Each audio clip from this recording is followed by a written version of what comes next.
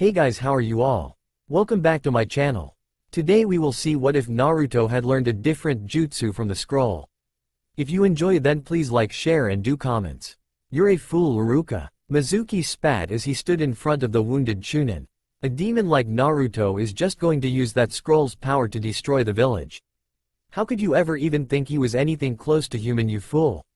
A short distance away, Naruto was shivering in fear. I have to save Iruka-sensei. But how? I haven't even mastered that jutsu from the scroll. Naruto thought back for a moment, how everything made sense now.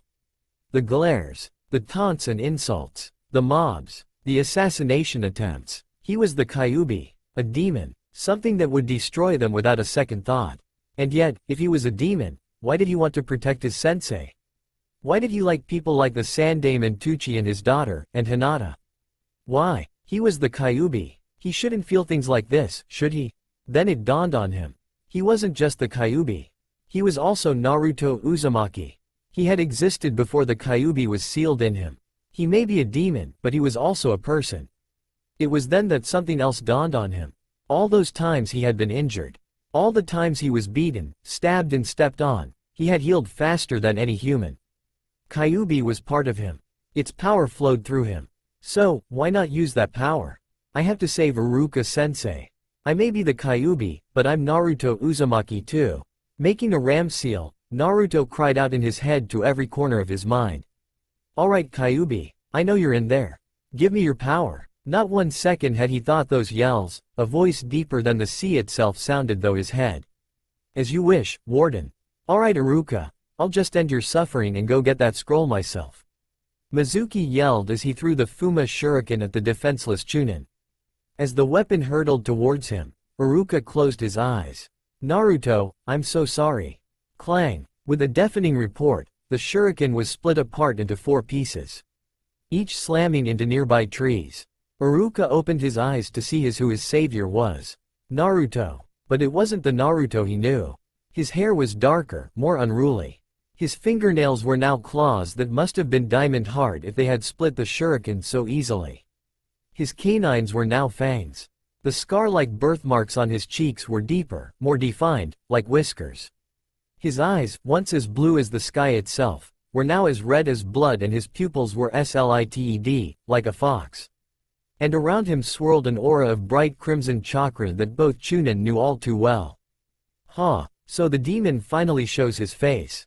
Now I can finally finish what Yondaime started. Mizuki yelled arrogantly. Iruka was speechless. Was the Kyuubi breaking free of its prison? And what was going to happen to Naruto? But what shocked him most was what happened next. I may be a demon, Naruto said in low voice that was now much deeper. But, I'll never let you hurt my friends. What can you do? You're just a genin. Naruto smirked darkly. That may be, but, I'm also a demon, he said as he brought his hand out in front of him as chakra began swirling around it. A demon that's learned the jutsu of the greatest Hokage who ever lived, he yelled as a crimson maelstrom of chakra formed in his hand. Mizuki stared in shock at what was in Naruto's hand. That's the… Yes, Naruto said darkly as he brought his hand back and charged Mizuki. Too shocked to move, Mizuki stood there, staring at the boy, wondering how this was possible, until it was too late. Rasengan! Naruto yelled as he slammed the spinning orb of demon chakra into the Chunin. Iruka watched in awe and almost fear as the orb entered the mont's body, and then, Naruto said something that had to be nothing more than a whisper. Boom! Mizuki literally exploded. Charred chunks of flesh and blood flew everywhere, splattering on the trees. Iruka lowered the hand he was using to shield his eyes as he looked at his savior. Naruto stood, hunched over, covered head to toe, in Mizuki's blood. Naruto, are you okay? He shakily asked. Naruto turned around and smiled at his sensei. It wasn't a normal smile though, Iruka noted. It was a small smile, not like the normal, happy-go-stupid smile that he normally wore. Nor was it the extremely rare smile that Iruka had been one of the few people to see. This was a sad smile. One not unlike the one the Sandaime wore when he looked at Naruto sometimes. How was that, Iruka-sensei? Iruka stared at him for a few seconds, then smiled back. That was great, Naruto. In his office, the Sandaime Hokage looked down into his scrying ball at the scene in the forest. He then looked to the Anbu stationed by the door. Call off the search. The scroll is safe. Hi, Hokage-sama, the Anbu said as she shunsigned away. Alone in his office, Sarutobi gazed back into the orb to see Ruka giving Naruto his headband, saying that he had passed. This brought a sad smile to his face. Minato, Kushina, I'm so sorry. Naruto lay in his bed, thoughts running through his head. After giving Naruto his headband, Ruka had taken him and the scroll to the Hokage, who had wanted to talk to him. Flashback. Naruto sat in the Hokage's office in front of a large oak desk behind which sat the Hokage himself. Someone Naruto, oddly enough, wasn't completely pissed off at. Naruto, I'm sorry for not telling you about it. I hoped that it would allow you to lead a normal life. I'm sorry for being so naive about the villagers, Sarutobi said in a sad tone. Nay, that's okay, Oji-san. I understand why you couldn't, Naruto replied. Thank you, Naruto. But there is something you need to know.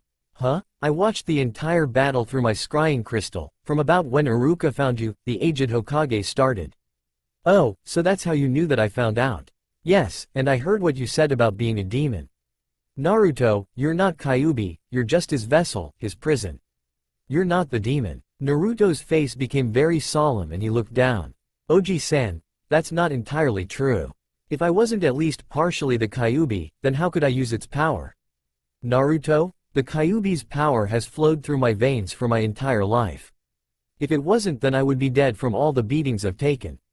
Sarutobi could only nod. He knew that it was because of Kyuubi that Naruto healed so fast and could survive injuries that would kill a normal person. But are you saying that all of the beatings you've taken are justified? Do you truly believe that you are the demon that attacked this village 12 years ago? No, I never said that I was the Kyuubi. After all, I existed before it was sealed inside me. Kyuubi lives inside me. He is a part of me. His power is my power. If he was removed, then I would die, wouldn't I? Sarutobi was shocked. He was desperately trying to think of a counter, something that could prove Naruto wrong, that he wasn't a demon. That Kyuubi wasn't a part of him. But he couldn't. Naruto was right. Kyuubi was a part of him. He was, at least partially, a demon, though not the one that had attacked them over a decade ago. I understand, Naruto. Go home and get some sleep, the genin assignment are tomorrow. As Naruto left his office, the Sandaime picked up some of the papers he was looking over. I thought Kakashi would be the best choice, but after tonight I think a change is in order. Special Anbu or not, this is the best choice for his sensei. End flashback. As Naruto drifted off to sleep he thought, I hope I don't get put with the Teme tomorrow.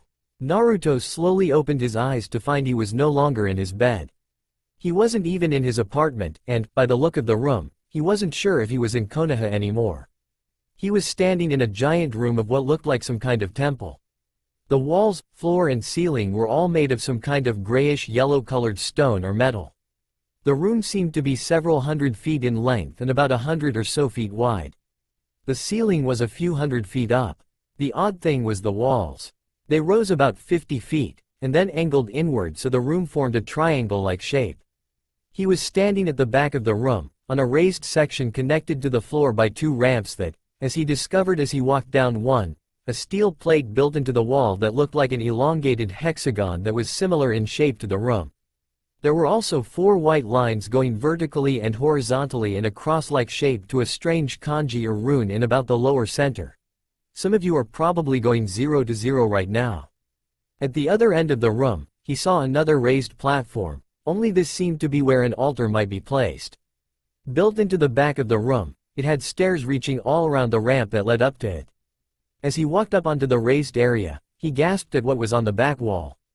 A giant cage. It was as huge. Heck, there was no back wall, just a giant cage. Each of the bars were probably a foot thick and about halfway up. In the middle of it, was a piece of paper with the kanji for seal. As he approached it, a pair of massive red eyes stared back at him. Naruto shuddered slightly as he heard that deep voice sound out again. Hello, Warden. I guess that means you're the Kyuubi then, huh? Naruto answered, not really feeling anything at the moment.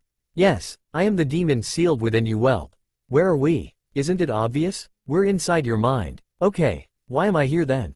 I brought you here using what little power that accursed seal allows me. I need to tell you something.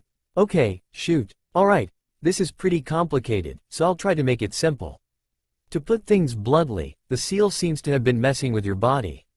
It was designed to slowly feed a small trickle of my chakra into your body, therefore allowing you to use my power without destroying your body.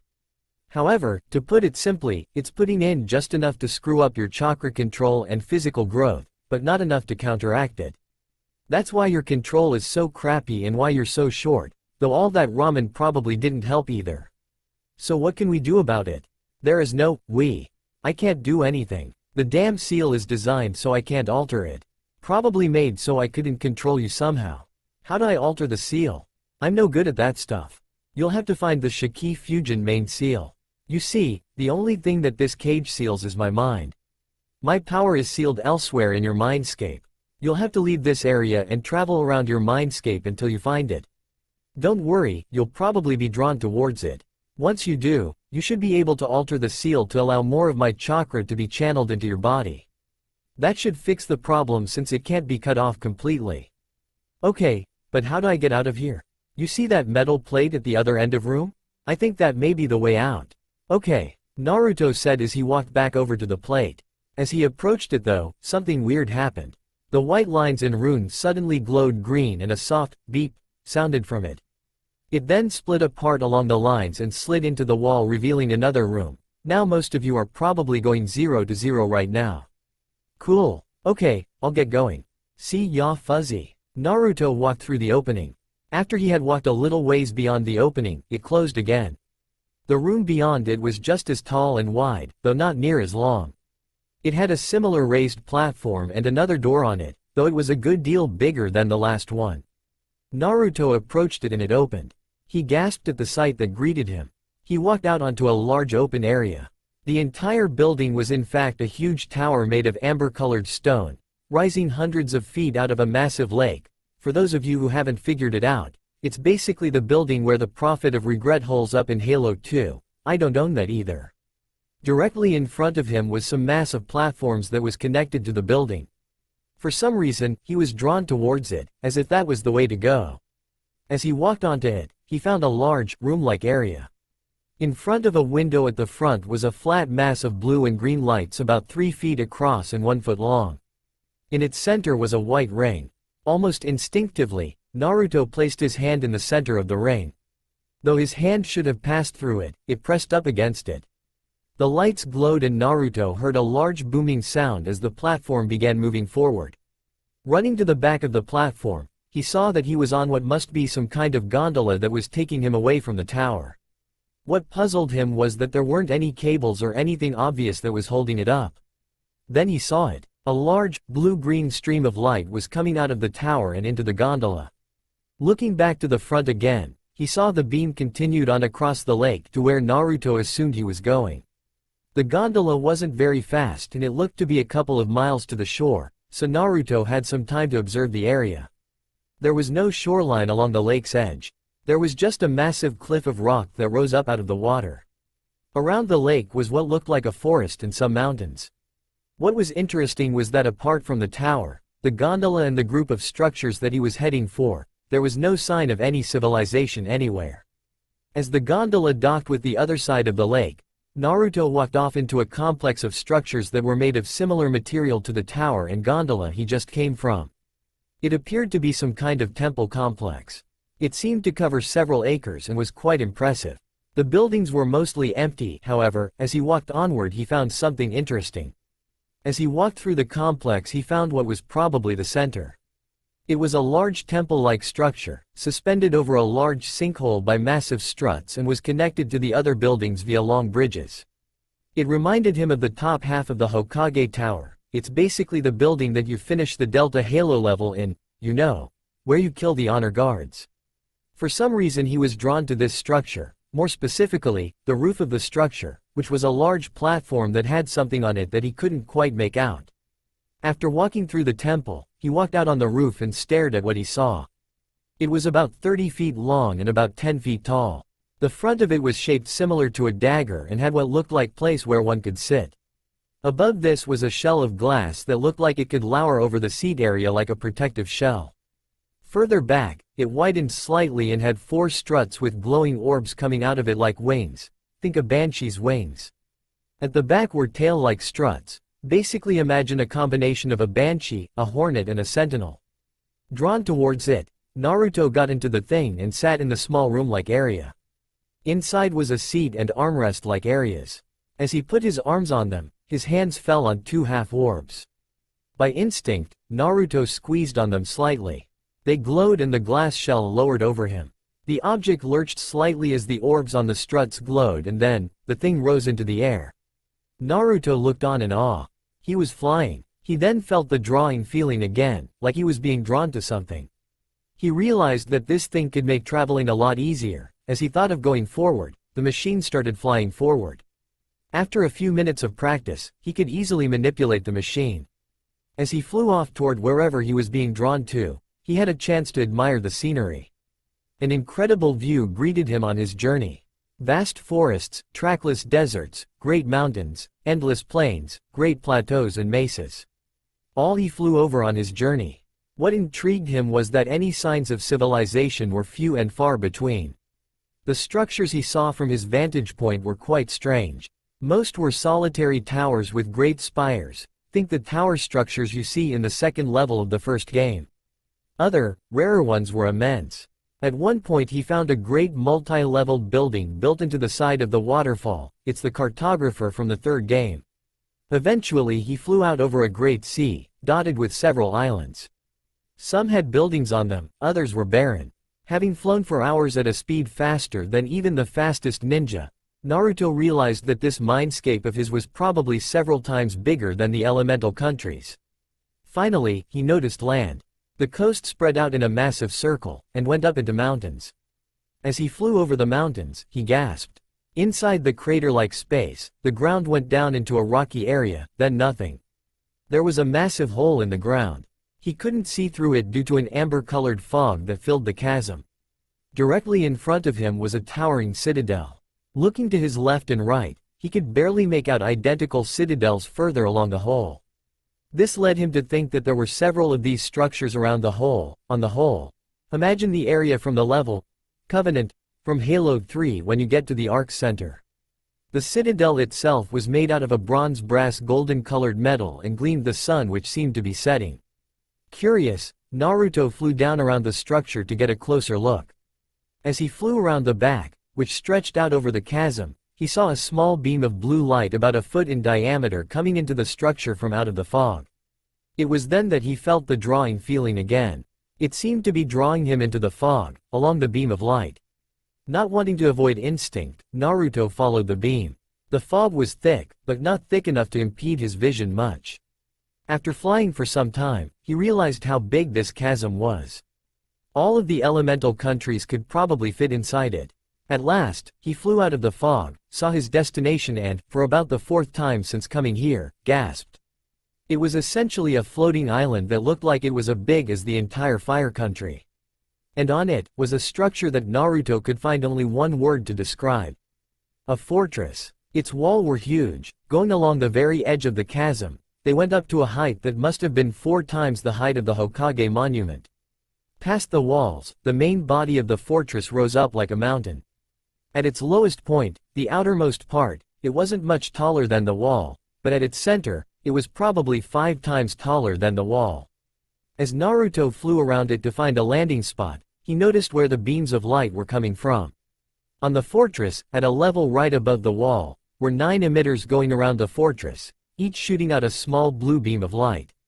Naruto surmised that those must connected to the citadels along the rim of the chasm.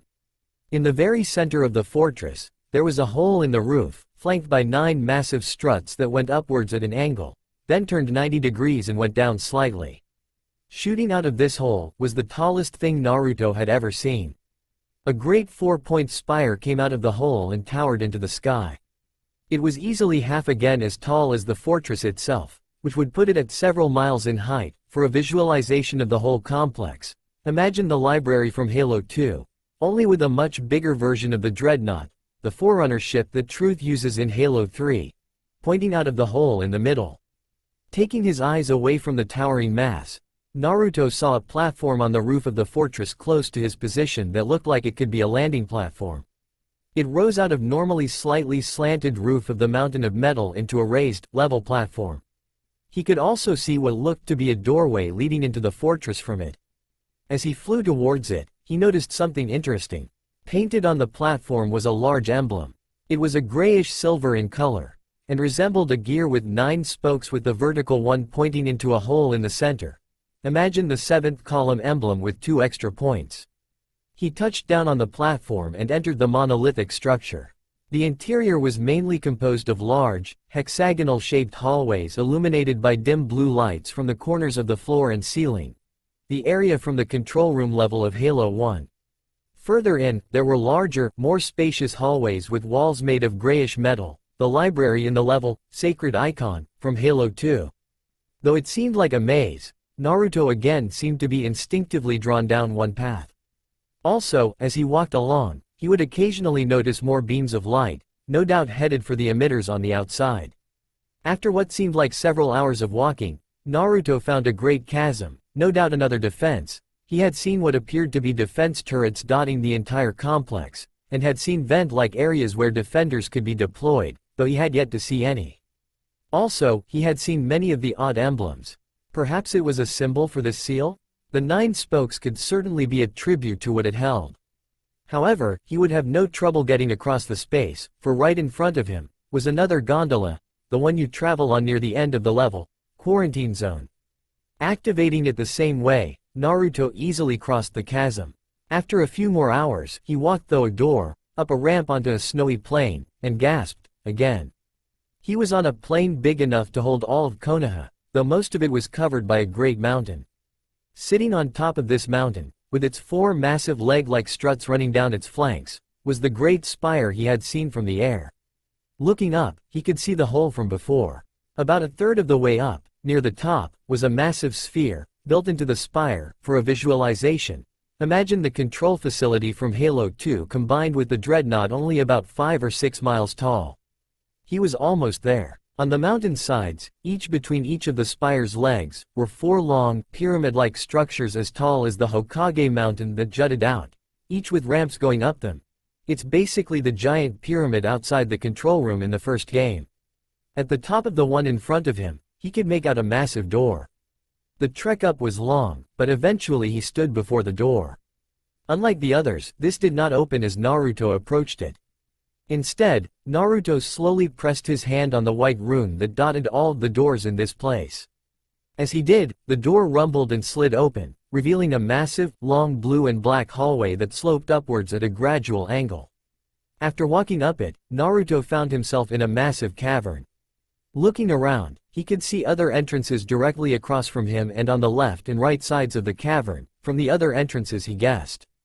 In the room's center was a massive hole in the floor and ceiling. Imagine the room in the library where you start in the said level of Halo 1. As Naruto was contemplating how to move on, he noticed that directly in front of him was a circle cut into the floor. As Naruto stepped into the center of it, it shook slightly and then rose up, drawn by some invisible force. After going through a hole in the ceiling, Naruto was going up a small space at high speed, until eventually he came into a hexagonal-shaped room. In front of him was a doorway that led into a large room. It was massive, like so many other things in his mindscape. It was long and spacious, and had a long bridge connecting it to a platform at the other end. It's the room where you team up with the Flood at the end of the Covenant level. At the end of the bridge was a ramp made seemingly of light that went up to the platform. As Naruto walked onto the platform, he found another circle in the floor. Standing on it, he traveled downward, but not nearly as far as before. He stopped in a room right in front of a massive door. As the door opened, Naruto gaped. He walked into a room about 5 times bigger than the Hokage Tower, along a seemingly floating walkway made of glass. The sides of the room were massive grooves and the entire room was vaguely hexagonal in shape and had a hole in the middle of the bottom and roof. It's the control room from Halo 1, only a bit bigger. Along the sides of the room were massive struts, folded up against the wall. And in the exact center of the room, floating between the 2 holes, was a massive blood-red crystal the size of the Hokage Tower. Naruto immediately knew what this was. This was the power of Kyuubi. It looked like a double-ended diamond with 9 sides on each end. Along the walls of the room were 4 light crimson beams of light that came out and connected to the crystal. Naruto surmised that this was the power that the seal was always drawing from Kyuubi's power in his body. Then all of those other beams must be the power going into my body. So then this fortress must have been the Shiki Fusion. As reached the end of the walkway, which extended about halfway to the crystal, he found what must have been a control panel. It was like the others he had seen on the gondolas and some doors, though it was much larger and had multiple runes on it. In its center was the gear-like symbol again. Naruto reached out his hand and pressed the symbol. It glowed and immediately, several floating screens popped up in front of him, displaying various bits information. For some reason, Naruto was able to understand it all. He could understand what he was seeing, and understood how to alter the seal. This control panel must have been put in here for this exact reason. He just had to increase the power output into his body. Another plus of this seemed to be that he would be able to handle more of Kyuubi's power faster. Apparently, the default power had been about 0.001 of Kyuubi's power. From what he could see, he'd probably be able to handle all of Kyuubi's power from by the time he was about 40 or 50 years old. With an increase to the power output, this time frame could be shortened from 40 years, to about 15 to 20. Naruto imputed this into the control panel for a default power increase from 0.001 to 0.05. The panel glowed as the command was inputted. The emitters on the wall glowed as the new order was carried out. The beams of light widened and turned a darker crimson. The entire facility seemed to change slightly. The beams throughout the fortress widened and turned a bit darker as the filtering process of the chakra was hampered slightly. The light seemed to brighten, and outside the fortress, the energy beams leading to his body widened considerably. But Naruto couldn't see all of this. Naruto looked around as he suddenly felt better. There were no words to describe it. He simply felt better, as if his body had become better than it was before. Then something occurred to him. If he was done, then how was he supposed to get out of here? As if on cue, a blue beam of light shone down behind him. Not having any other options, Naruto walked into it, closed his eyes, and then, for a lack of a better term, woke up. Naruto slowly opened his eyes. He was back in his apartment, in his bed. And it was morning. Was all that just a dream? No, it wasn't. He still had that better feeling. Whatever he had done to the seal, it had done what he wanted it to. He got out of bed, his feet strangely hitting the floor before they normally did. Walking into his room, Naruto looked in the mirror and his eyes widened at the sight that greeted him. His hair was wilder, shaggier. His ears were elongated slightly. His whisker marks were wider, more like scars. His canines were longer, almost fangs. And his eyes, though still blue, had slits going down them, like a fox. He was also taller by a few inches. Looking down at his hands, he found that his fingernails were now pointed, more like claws than anything else. It was as if he had gone through a Kyuubi-induced growth spurt while he was asleep. Like the changes kit? Kyuubi, what the heck happened? I look like a completely different person. Did that small increase do that much? Yep. The amount of chakra being induced into your body is roughly the same as the amount you had when you killed the Mizuki guy. You'll find that basically everything about you has been augmented. Your body, your senses, even your mind. Naruto realized that Kyuubi was right. He could see well enough to make out the individual cracks in the mirror. He could clearly hear the birds chirping outside even though he had the window closed. He could feel the individual fibers on his pants. And above everything else, he felt smarter. He could actually form a sentence with word longer than ramen. He wasn't as smart as Shikamaru, but he defiantly was smarter than most other people in his class. With that thought, he realized he had to get to the academy. He quickly put on some clothes, though he left top half of the orange jumpsuit, instead opting for a normal black t-shirt. He also put on a henge to mask his new appearance and rushed out the door.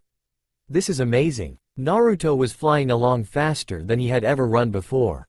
Kyuubi's chakra had made him much faster than before.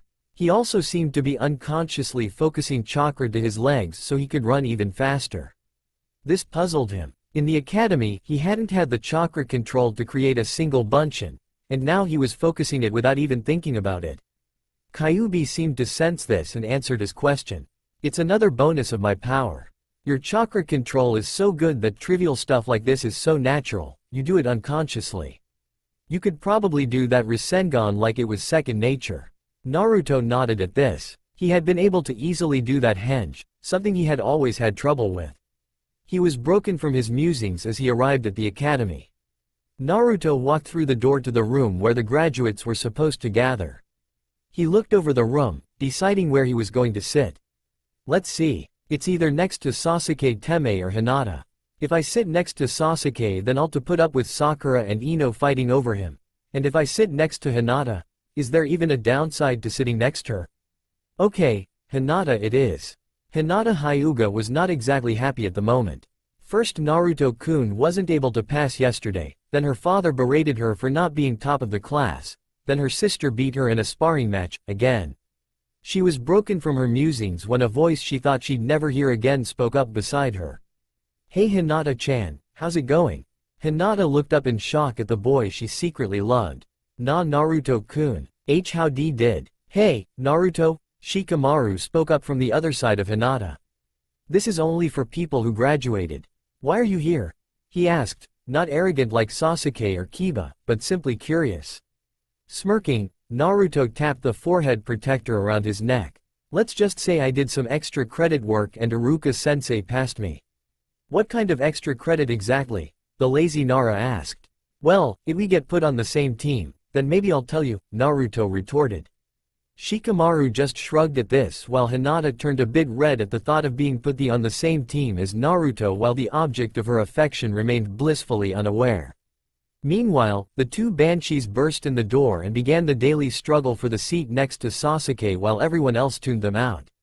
Naruto decided to take a page out of Shikamaru's book and decided to sleep some. Right as he was about to doze off, Iruka calmly strode in, walked up to the teacher's desk and set some papers on it. He then calmly glanced around the room, taking in the students, all oblivious, drew in a deep breath and then, "Shut up," he yelled as his head grew to enormous size, the product of his signature technique, the big-headed teacher Jutsu. This immediately sent everyone to their seats and shut their mouths. All right, I congratulate all of you on graduating, he began. Naruto tuned Iruka out as he went into some speech on Konoha or something until the team assignments came up. Naruto tuned most of them out, until Team 7, Sasuke Uchiha. Naruto knew that at this point, a good number of girls in the room were probably calling Satan to sell their souls. Sakura Haruno. Apparently Sakura was the first one to reach the Prince of Darkness. And Kiba Inuzuka, your sensei will be Kakashi Hatake. Naruto briefly entertained the idea that Kiba had called to get put on that team, but that notion was quickly thrown away as he was beaten up by the rest of Sasuke's fan club. Team 8, Shikamaru Nara.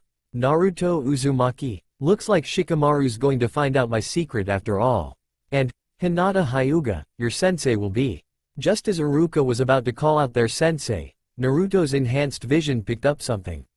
Hit the deck. Just as the words left Naruto's mouth, everyone dived under the nearest desk as a black object smashed through the window. The object turned out to be a large ball of black fabric which instantly split open and the corners were pinned to the floor and ceiling by kunais. In the center of the fabric were the large white words, "Enko Mitarashi is here." Said psychopathic Junin was standing in front of it, wearing a grin that many found eerily similar to the one of a certain orange-wearing blonde. Alright maggots. Team 8, I'm your new sensei and, Enko, Iruka said as he pushed the fabric aside, you're a little early. Enko immediately looked a bit embarrassed at her bad timing, however she shrugged it off. Ah well, you called him out right? Iruka nodded. Alright, then we don't have a problem. Team 8, follow me. Being the first to recover, Shikamaru merely spoke to his new teammates. Well, at least we won't be bored. The genin were in too much shock to object and just obediently followed her to the roof. As the genin sat down on the roof of the academy, their sensei eyed them from her perch on the railing. Remember, Kakashi's not going to be there for another 3 or 4 hours. Okay, let's get started with some introductions. I'm Enko Mitarashi. My likes are dango, training, and torturing. My dislikes are a certain snake and some of the more ungrateful people in Outfine Village. This immediately piqued Naruto's interest. My goal in life is to find said snake, rip his tongue out, hang him with it, draw and quarter him with a rusty kunai and feed him to his own pets. It was then she noticed that her new charges were now looking at her like she was a complete psychopath. She put on her trademark grin and scratched the back of her head. Sorry about that. I guess I went a little too far. Just forget I said that last part. Let's just say I want to disprove a few misconceptions some villagers have about me. Blondie, you're next. While Hinata and Shikamaru were still a little confused, Naruto knew exactly what she was talking about. I think I'm going to get along with her just fine. Okay, I'm Naruto Uzumaki. My likes are ramen, training, and more training. My dislikes are the 3 minutes it takes to cook ramen and most of the more idiotic and ungrateful people in our village. My dream. Naruto didn't exactly know what to say. Just yesterday he would have shouted out that he wanted to be Hokage. But now, he wasn't so sure. My dream is to make this village see just who I am. One way or another. Shikamaru and Hinata looked at him with shocked faces. What the? I thought he was going to spout some crap about becoming Hokage like he always does. Something is definitely up with him. Naruto-kun, what happened to you? Meanwhile, Anko was smirking at the boy. Oh yeah kid, we are going to get along just fine. Okay lazy, you're up, Anko said pointing at Shikamaru. Sigh, fine. Name's Shikamaru Nara. I like cloud watching and that's about it. I don't like overly loud or annoying, whiny people. No dreams to speak of. Same lazy shirker as always. Geez, lazy as the rest of his clan. Oh well, guess I'll just have to whip him into shape. Alright White Eyes, you're up last. Hinata was a bit startled by the nickname. Nobody had ever been crazy enough to call a Hyuga something like that. Even so, she began. My name is Hinata Hyuga. My likes are, training and some other stuff, she said as she stole a quick glance at Naruto, which he missed, or so she thought. I really don't like that much. I don't really have a dream, though at this. Her cheeks turned slightly red and she glanced at Naruto again. Dense as always Naruto. You've known her for 5 years and are still oblivious? Troublesome. Okay, I've got a lazy, but smart as hell Nara. A shy but promising Hyuga and the village Juntriki. Well Kakashi, this bet's as good as one. Flashback. 2 hours earlier. Kakashi and Anko were walking down the halls of the Hokage Tower, having just been assigned their teams. I can't believe Hokage-sama would drop Kurenai out for you of all people. I hardly think you're fit to be Junin-sensei, Kakashi said lazily with his nose in that perverted book of his. I show you that I can teach any brats they give me. In fact, I'll bet I can make him into the most kick-ass genin team since the Sannin. Was Anko's boisterous reply making Kakashi raise an eyebrow. Okay, how about we make it a bet Anko, Kakashi replied. I'm listening. Alright, if even one of your genin doesn't pass the next Chunin exams, you have to ask Guy. At this Anko began to pale. Out on a date, Anko became very pale. At the following Junin meeting, Anko was now as pale as her ex-sensei. This, Kakashi smirked at. Anko however quickly regained her composure and adopted her trademark sadistic grin that made Kakashi a tad uncomfortable. Okay, but if they all pass the exam, you have to give me. Kakashi began to ponder what she could be talking about, and paled as he chanced to guess. Every single one of your perverted books? Kakashi became as pale as Anko had just been. For an entire year. And you can't buy any more until the year is up. Kakashi was now as pale as if he were about to have his groin obliterated via rakery. This made Anko grin even more. Making the famous, or infamous, Kakashi Hitaki squirm like that was priceless. But eventually Kakashi regained his composure, though Anko noticed he was holding that book of his a bit tighter than before. Okay, you're on. End flashback. Anko surveyed her new charges again. It wasn't going to be easy, but she could definitely pull this off. Okay Gakis, now that we're all acquainted, let's talk about your real genin test. We already took the genin test sensei. Naruto started, but before he could continue, the Junin cut him off. That test was only meant to see if you had the skills to become genin. The real test to see whether you're worthy to be ninja is up to us Junin. Your test will be tomorrow morning. Be at training area 44 at 6 a.m. Oh, and one more thing. This test has a 66.6 failure rate. Of all of the kids that passed, only about 9 will be ninja by tomorrow evening. How about you make sure that you Gakis are among them? The three prospective genin paled at this. That's all for today, see you tomorrow. Hinata and Shikamaru got up and left. Naruto was about to do the same when his sensei spoke up. Hey Naruto, I need to talk to you about something. Naruto turned around to see that Anko had left her perch on the railing and was now standing about 5 feet away from him. What is it Anko-sensei? Said Junin looked past him for a moment as if she was checking something. Apparently satisfied, she turned her attention back to him. Okay, now that the others are gone, how about you drop that henge? Naruto's eyes widened at this, though he should have expected this. After all, she was a Junin. It has something to do with what happened last night, doesn't it? His new sensei began, having adopted a much caring attitude than before. Naruto's eyes widened further. Anko elaborated. Hokage-sama filled me in when he briefed me on this team. In fact, it's because of what happened last night that I'm your sensei. Don't worry, I don't really give a shit if you happen to look like a demon. I know you're not one, at least not the one we're familiar with. Naruto calmed down. If she was referring to him like that, then the old man must have told her. Okay, he said as he made a seal, and with a poof of smoke the henge was gone, revealing his new features. However, of all the reactions Naruto had expected, this was not one of them. Man, that looks badass, Anko whistled, clearly impressed. Naruto just sweat dropped. I can see why you had that henge on. If you went around looking like that, there'd be riots all over Konoha.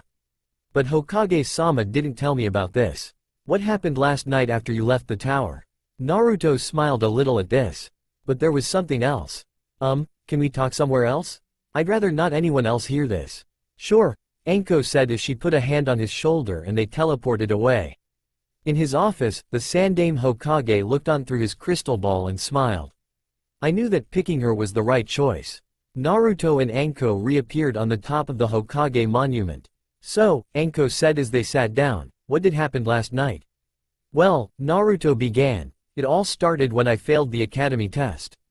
And so Naruto gave Anko a complete synopsis of what happened from the day before, to right when he got to the academy.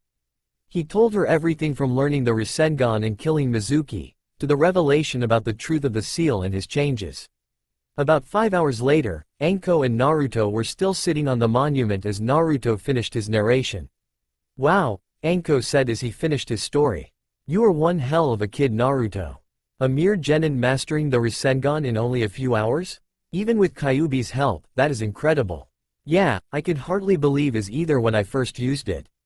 By the way, I think we should tell Oji-san about this, Naruto said. Nah, he's probably been watching us the whole time with that crystal ball of his. In his office, the old Hokage sneezed as he looked through the crystal. Okay Anko. Let's see if your other idea works. Naruto, do you know why I was chosen to be your sensei? Well, I guess you aren't exactly very popular among the villagers, was Naruto's reply. That's like saying that you lived an uncomfortable childhood, kid. Naruto began listening intently. You know who was my sensei, kid? No. Who was it? A guy by the name of Orochimaru. I'm betting you've heard of him? At this, Naruto's eyes widened. The Snake Sannin? Yeah, I was an orphan, like you. Shortly after I became a genin, Orochimaru took me in as his apprentice. He was great. He treated me like I was his own daughter. He taught me how to be a ninja. I was so happy. Then, Naruto noticed that Anko's fists became clenched and her face turned to a scowl. He betrayed me. A few years after he took me in, he started doing those experiments. He abducted people from the village, genin, chunin, even junin, and I helped him. I admired him so much, I couldn't even think of going against him. I watched him experiment on people, until they weren't even human or dead. Then, he started on me. Anko reached behind her head and pulled down the high collar on her trench coat and motioned for Naruto to look at her neck. As he looked over, he saw a small tattoo on the back of her neck. It looked like 3 black tomos in a spiral formation. What is that? It's what makes me the most like you. It's called the Curse Seal. Orochimaru developed it for controlling his servants and making them very powerful. And I was his guinea pig for it. Naruto's eyes widened again. He used you? His own apprentice? Anko's face became very solemn.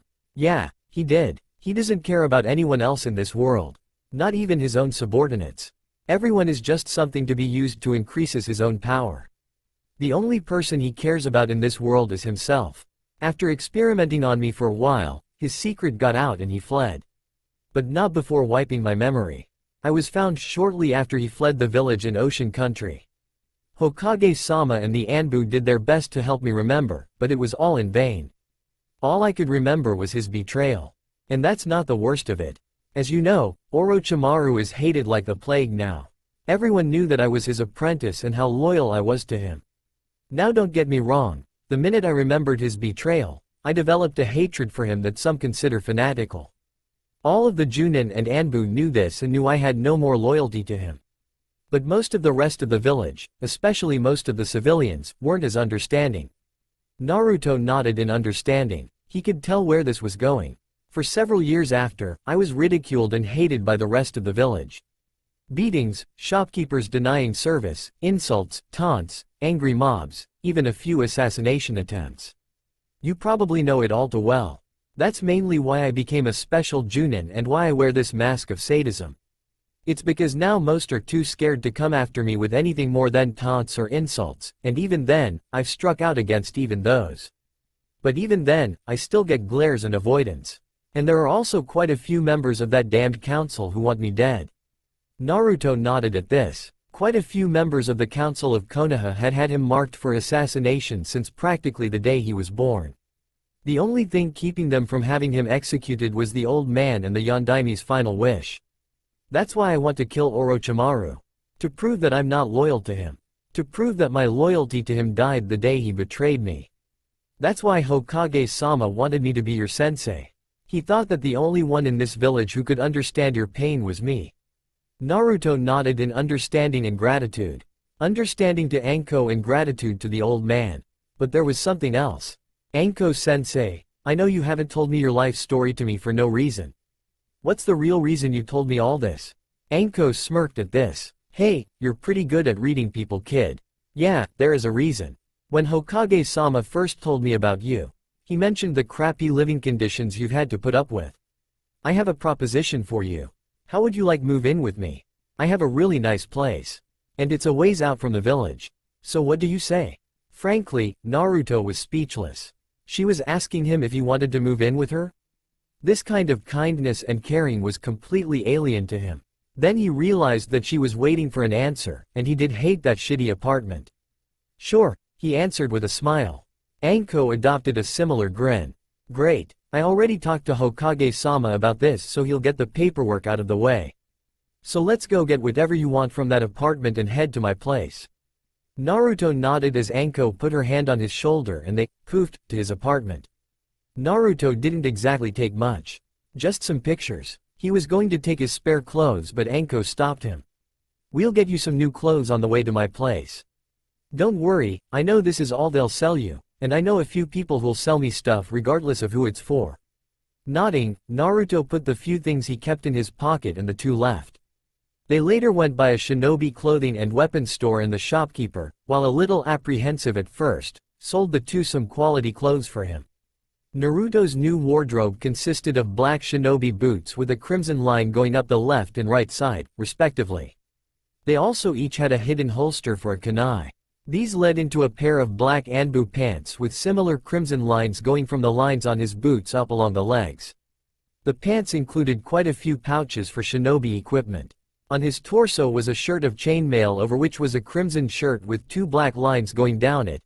Imagine the upper half of his Shippuden outfit only with crimson instead of orange. He also wore black fingerless gloves usually worn by Junin.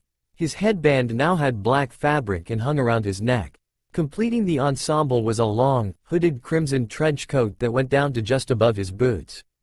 It had a large hood that could conceal his face quite well, and black flames along the bottom and wisps of black flame going up the rest of the coat. The most curious thing about it, Anko thought, was the emblem that Naruto asked to be put in the center of the coat's back. It was of a silver gear-like symbol with 9 spokes, with the uppermost one going into the center. As they left the shop, Naruto answered her question. I found it in seal a lot. I think it may be a symbol for the seal. Either way, it looks pretty cool, doesn't it? Anko nodded. The 9 spokes were certainly symbolic. Naruto gaped. This was where he was going to be living. A giant forest filled with kami knows what. Anko smirked at his surprise. Don't worry, I live in a tower in the center. This is where they host the second part of the Chunin exams. Training Area 44, also known as the Forest of Death. Don't look like that. I know a way that'll get us through without much trouble. She chuckled at Naruto's grumbling about sadistic Junin. Naruto whistled at the sight. He could definitely get used to living like this.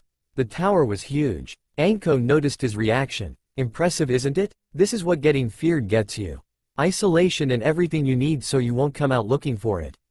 Nice, huh? Naruto nodded. He was definitely going to enjoy living here. Most of the tower was just empty barracks. Anko's actual rooms were at the top. She still had a pretty big place. The topmost 2 stories actually. As they rode the elevator up, Naruto spoke. Hey, Anko-sensei. Why is this tower here? And why do you have this apartment? I highly doubt it was just put in by OG-san. Yeah, you're right. This tower was originally built as a special training area for Anbu. But they never used it. So, soon after it was built, Jiraiya, the Gamma Sannin, and his apprentice moved in and made the forest their personnel training area. They even later built a secret training area under the tower. I spent a lot of time here with those two when I was Orochimaru's apprentice. Most of my training under Orochimaru was spent in this forest. You knew the Yondaime? Naruto asked, a bit shocked. Well, we were both apprentices of the Sannin, so you can imagine that we met quite a few times. After Orochimaru betrayed the village and Minato became the Yondaime, he gave me the apartment that he lived in while training under Jiraiya. The forest started being used in the Chunin exams and I've been living here ever since. Anko's apartment consisted of a kitchen, 2 bedrooms, 3 bathrooms, an armory with some weapons Naruto had never even heard of before, a study with an impressive library and a den with a large couch and a large flat-screen TV as well as a pretty extensive entertainment center. As they walked down a hall on the 2nd floor of the apartment, Anko suddenly stopped and flipped what appeared to be a light switch of some kind. As she flipped the switch, a rectangular part of the ceiling that had a ladder on it lowered down, revealing a trapdoor at the top. What's up there? The attic? Naruto asked. Nope, your room, Anko answered, pointing up to the trapdoor. Not sure what to expect, Naruto climbed the ladder and opened the trapdoor to find himself in a medium-sized bedroom that was actually about as big as Naruto's old apartment. It was pretty tall at the back end with a ceiling with a 45-degree slant that Naruto noticed was right beneath the tower's slanted roof. The ceiling also boasted an impressive skylight covering about half of it with a small hatch that would allow someone to climb through. The room also had a desk at one end and the bed at the other with several shelves on the wall next to it and a few drawers under it. Something that Naruto noticed was that there were 4 switches on the wall next to the bed. Flipping one of them, he found it turned on the lights, obviously. The second caused a large tarp-like object to come over the skylight, blocking the view. After he flipped that switch back, he flipped the third one. This one caused the skylight to slide back onto the rest of the roof. The 4th switch did something Naruto was not expecting. Several pieces of the wall flipped around revealing several racks of kunai, shuriken and other ninja tools and weapons. Naruto let out a low whistle at this.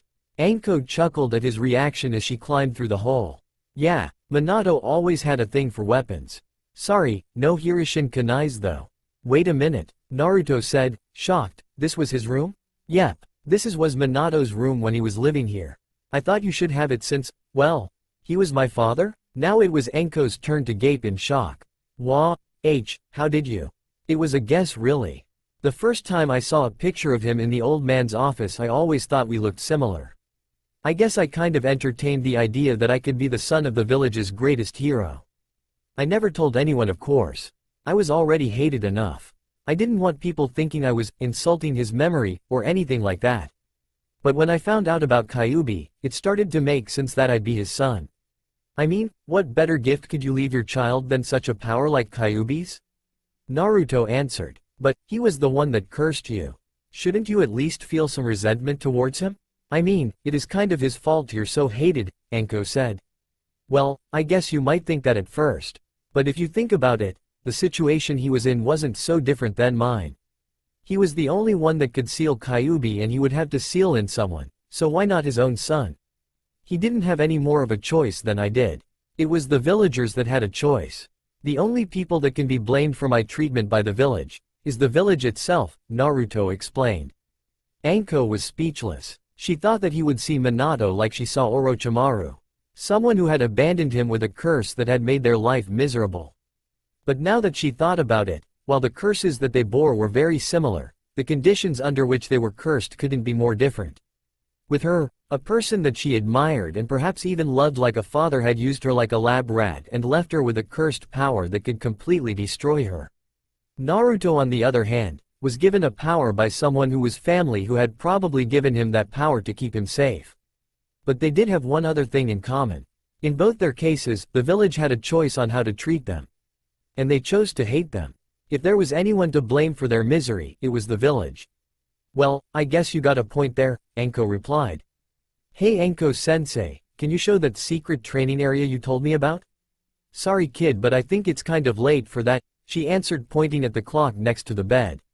It read 8:45. You don't want to be tired if you want to pass tomorrow's test, right? She continued as she started to climb down the ladder.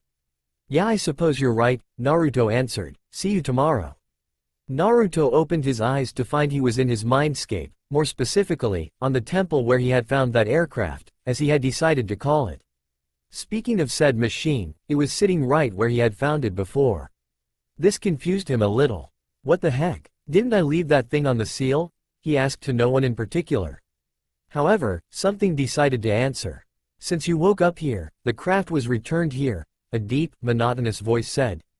Spinning around, Naruto found a tall man with black hair who looked to be in about his mid to late 40s. He was garbed in all black and wore a long, ragged trench coat that seemed to flutter in a supernatural wind. On his head he wore a pair of red-tinted goggles that disappeared into his hair that also seemed to flutter slightly. Standing up, Naruto looked at the stranger. Alright, who are you and how are you in my mindscape? Isn't it obvious? Who's the only other being in here? Warden. The man answered. Realization and fear dawned on Naruto. Kyuubi? How did you escape? I did not escape, the demon answered. Remember, my actual power is sealed in the central complex. The seal allows my mind to roam your mindscape as long as I enter a human form. The only places off limits are the central complex, of course, and that, he continued, pointing at the machine behind Naruto. Why not that thing? If the main seal is off limits anyway, then why does it not allow you in that? Naruto asked. Get in and fly upwards. I'll guide you. The seal allows me to communicate with you inside it, Kyuubi answered. Okay, Naruto said as he walked over to the craft. Before he got to it, however, he turned to Kyuubi.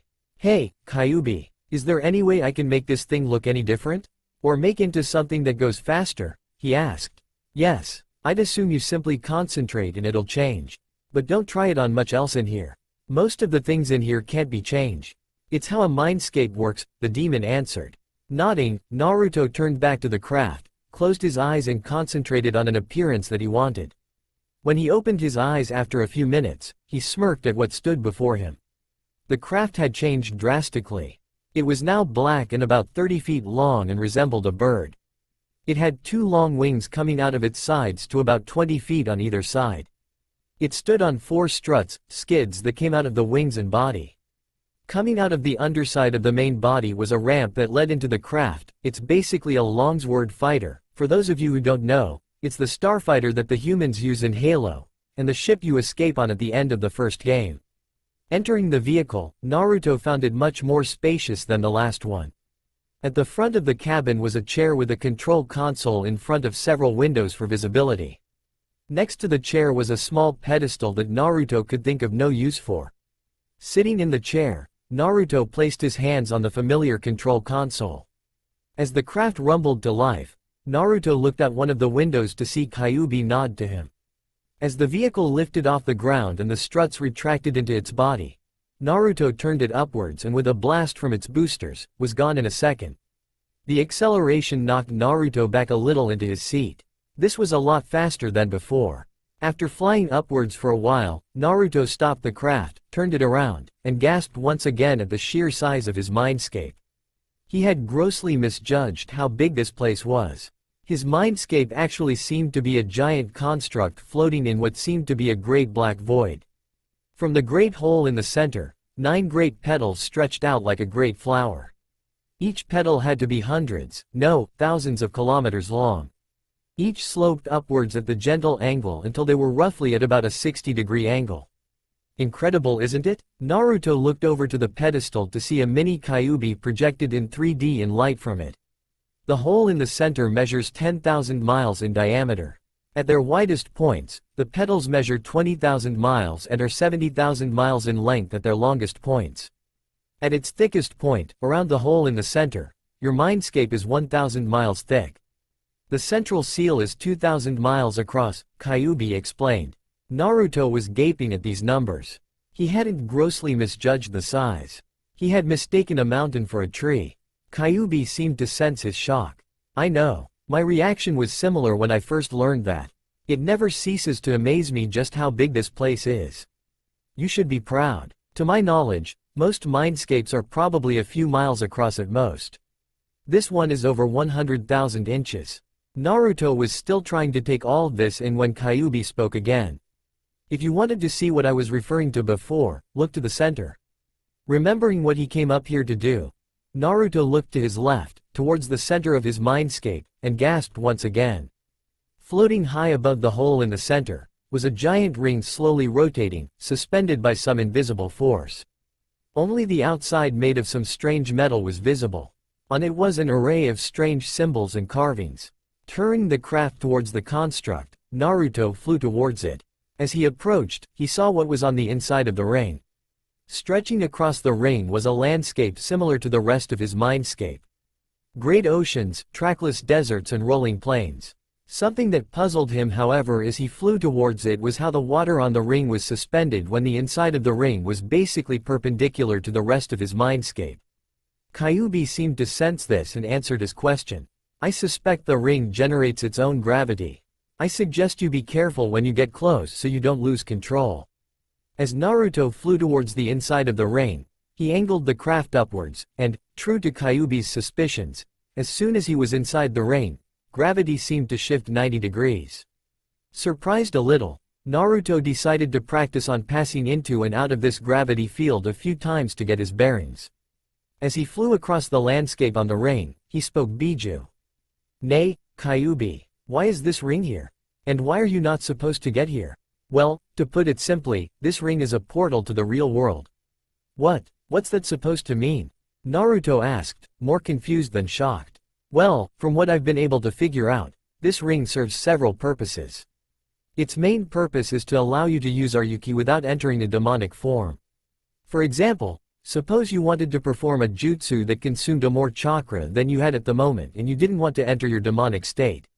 If you wanted to do that, then the main seal complex would fire a blast of Yuki equal to that of what you needed through the large spire. It would travel upward and this ring would project a portal that would allow the Yuki to be channeled directly right into the jutsu, you follow? Kyuubi explained. Kind of, Naruto answered. But how does that differ from when I enter that demonic form like when I killed Mizuki? Nodding, Kyuubi answered. When you enter that demon form, the seal channels a massive amount of Yuki into the mindscape itself. You see, this mindscape represents your body, or the link to your body. That's why a small amount of Yuki is always being channeled from the seal into the rest of your mindscape. While entering demon form is useful when you want a major power boost, it's not practical if you want to enter it just to perform a specific jutsu. I suspect this is the main reason this ring was added. Wait, you said it was the main reason. What are the other things this ring can do? Naruto asked. The other ability of this ring is the main reason I am not allowed near it. It allows you to bring other people into your mindscape, or transfer a blast of purified Yuki into the chakra coils of another person. As you can imagine, I could probably use that to escape in some form, which is why I can't enter that craft. In truth, that's why the main seal is floating in the middle of a giant chasm and the ring is floating 10,000 miles above the surface of your mindscape. It's to signify the barrier keeping me from freedom and my former power. Or at least that's what I think. Naruto nodded to the demon. Then something occurred to him. Oi, Kyuubi, how do I go back to regular sleep? I'm going to need to get some rest for Anko-sensei's test tomorrow. Kyuubi chuckled a little. This place only exists in your mind. Your body is getting as much rest as you normally would. Also, you have complete control over how much time passes in here in relation to the real world. A day in here can translate to a second in the real world. But to answer your question, just land somewhere and think of returning or something and you will. Deciding to follow the demon's advice, Naruto quickly found a spot to land on the ring and concentrated on returning to his body. Not 2 seconds after he started, he promptly woke up. Next day, 0558 hours. Outside of Training Field 44 aka, Forest of Death. Shikamaru stood gaping a little in awe and fear at the forest. This place was huge. This is where we're taking the exam. Troublesome. Taking his mind off of his possibly impending doom, the young Nara looked over to his teammate. Contrary to what some might think, Shikamaru was actually the first to get to the training area at about 5 a.m. Hinata got there about 15 minutes later. Now where was Naruto? Considering how much effort into becoming a ninja, Shika was expecting him to be the first one there. Now they only had about a minute left and he was still nowhere to be found. Hinata had a look of worry on her face, wondering what happened to the boy she loved. Where is he? Something must have happened to him if he's this late. Maybe I should be worried too. If he doesn't show, then we'll probably all be failed. Troublesome blondes. The shirker's unease and the heiress's worry was suddenly replaced with surprise when they heard something land on the chain-link fence behind them, and then to shock as they saw who it was. Standing on the fence was Naruto. This was not the Naruto they knew though. In the place of the hideous orange jumpsuit he had been wearing was something that was practically its polar opposite. Naruto was wearing something akin to a customized Anbu uniform along with a crimson trench coat with black flame designs. His headband now had black fabric instead of blue and was around his neck. His hair also seemed to be wilder looking, though Shikamaru attributed that to it not being held back by anything. He was also wearing that same grin he usually did, though it seemed different, more feral somehow. And were his canines always that long? Whatever changes Naruto went through, Shikamaru could tell they defiantly weren't negative. Hinata's reaction was similar, though not entirely. She was actually trying desperately not to faint from this. She had always thought Naruto was handsome, it was one of the reasons she was attracted to him. But, like everyone else, she hated that orange jumpsuit. However, unlike everyone else at the academy, Hinata knew that that jumpsuit was all he had. Now however, part of her was wishing he was still wearing that hideous thing. Now he looked so badass she had trouble not fainting. The only thing keeping her conscious was the drive to prove her self-control.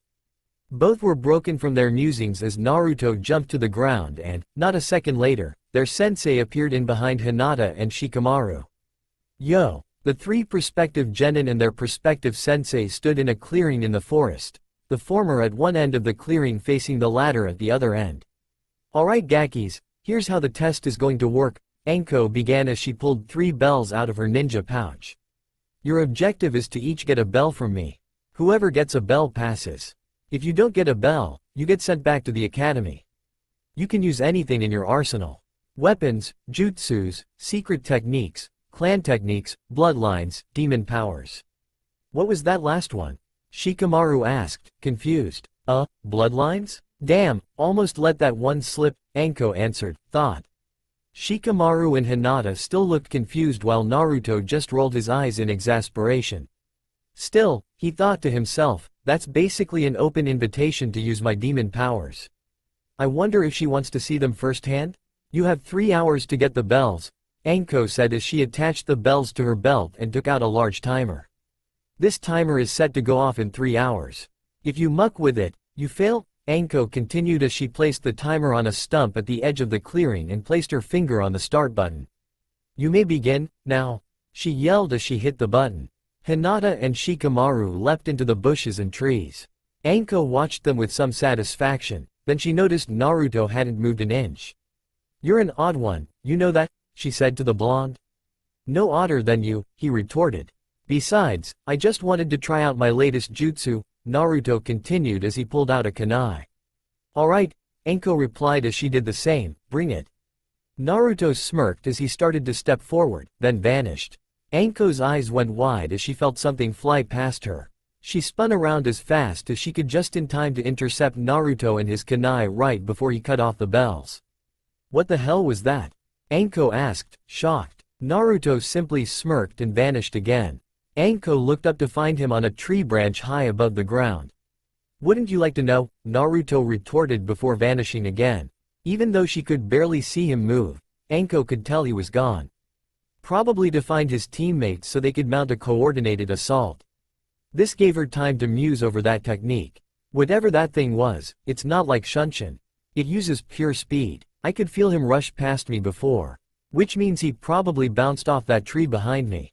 That means he can only go in a straight line at high speed. It's not nearly as fast as Hirishin, I could see him, barely. Even so, that speed's probably on par with Guy's. Hell, with enough training with that, he could give Guy a run for his money. She broke herself from her musings as she leapt into the trees.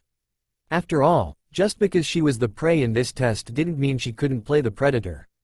Troublesome was the only word Shikamaru could use to describe the current situation he was in. He was in unknown territory, facing an enemy he knew nothing about except that she was far stronger than he was, and he had no way of finding either of his comrades. Troublesome, indeed. He was broken from his musings as he felt a hand grab his shoulder. Quickly drawing a kunai, the young Nara spun around to confront a possible enemy, only to be met, thankfully, by his teammate. Naruto? Shikamaru asked as he put his kunai away. He was caught off guard by the boy's appearance. He had thought Naruto had adopted something of a feral look when he first saw him earlier, but now that he was up close, he realized Naruto didn't just look feral, he looked outright demonic. Even his eyes were slitted for some reason. He'd have to ask him about that later. For some reason he thought it may have something to do with how he passed the academy test. Yeah, it's me. I guess you figured out that we're going to have to work together if we want even a chance at getting those bells, the blonde explained. Yeah, but we'll need to find Hinata first. I have a plan, but we need her for it to work, Shikamaru answered. Okay, follow me then.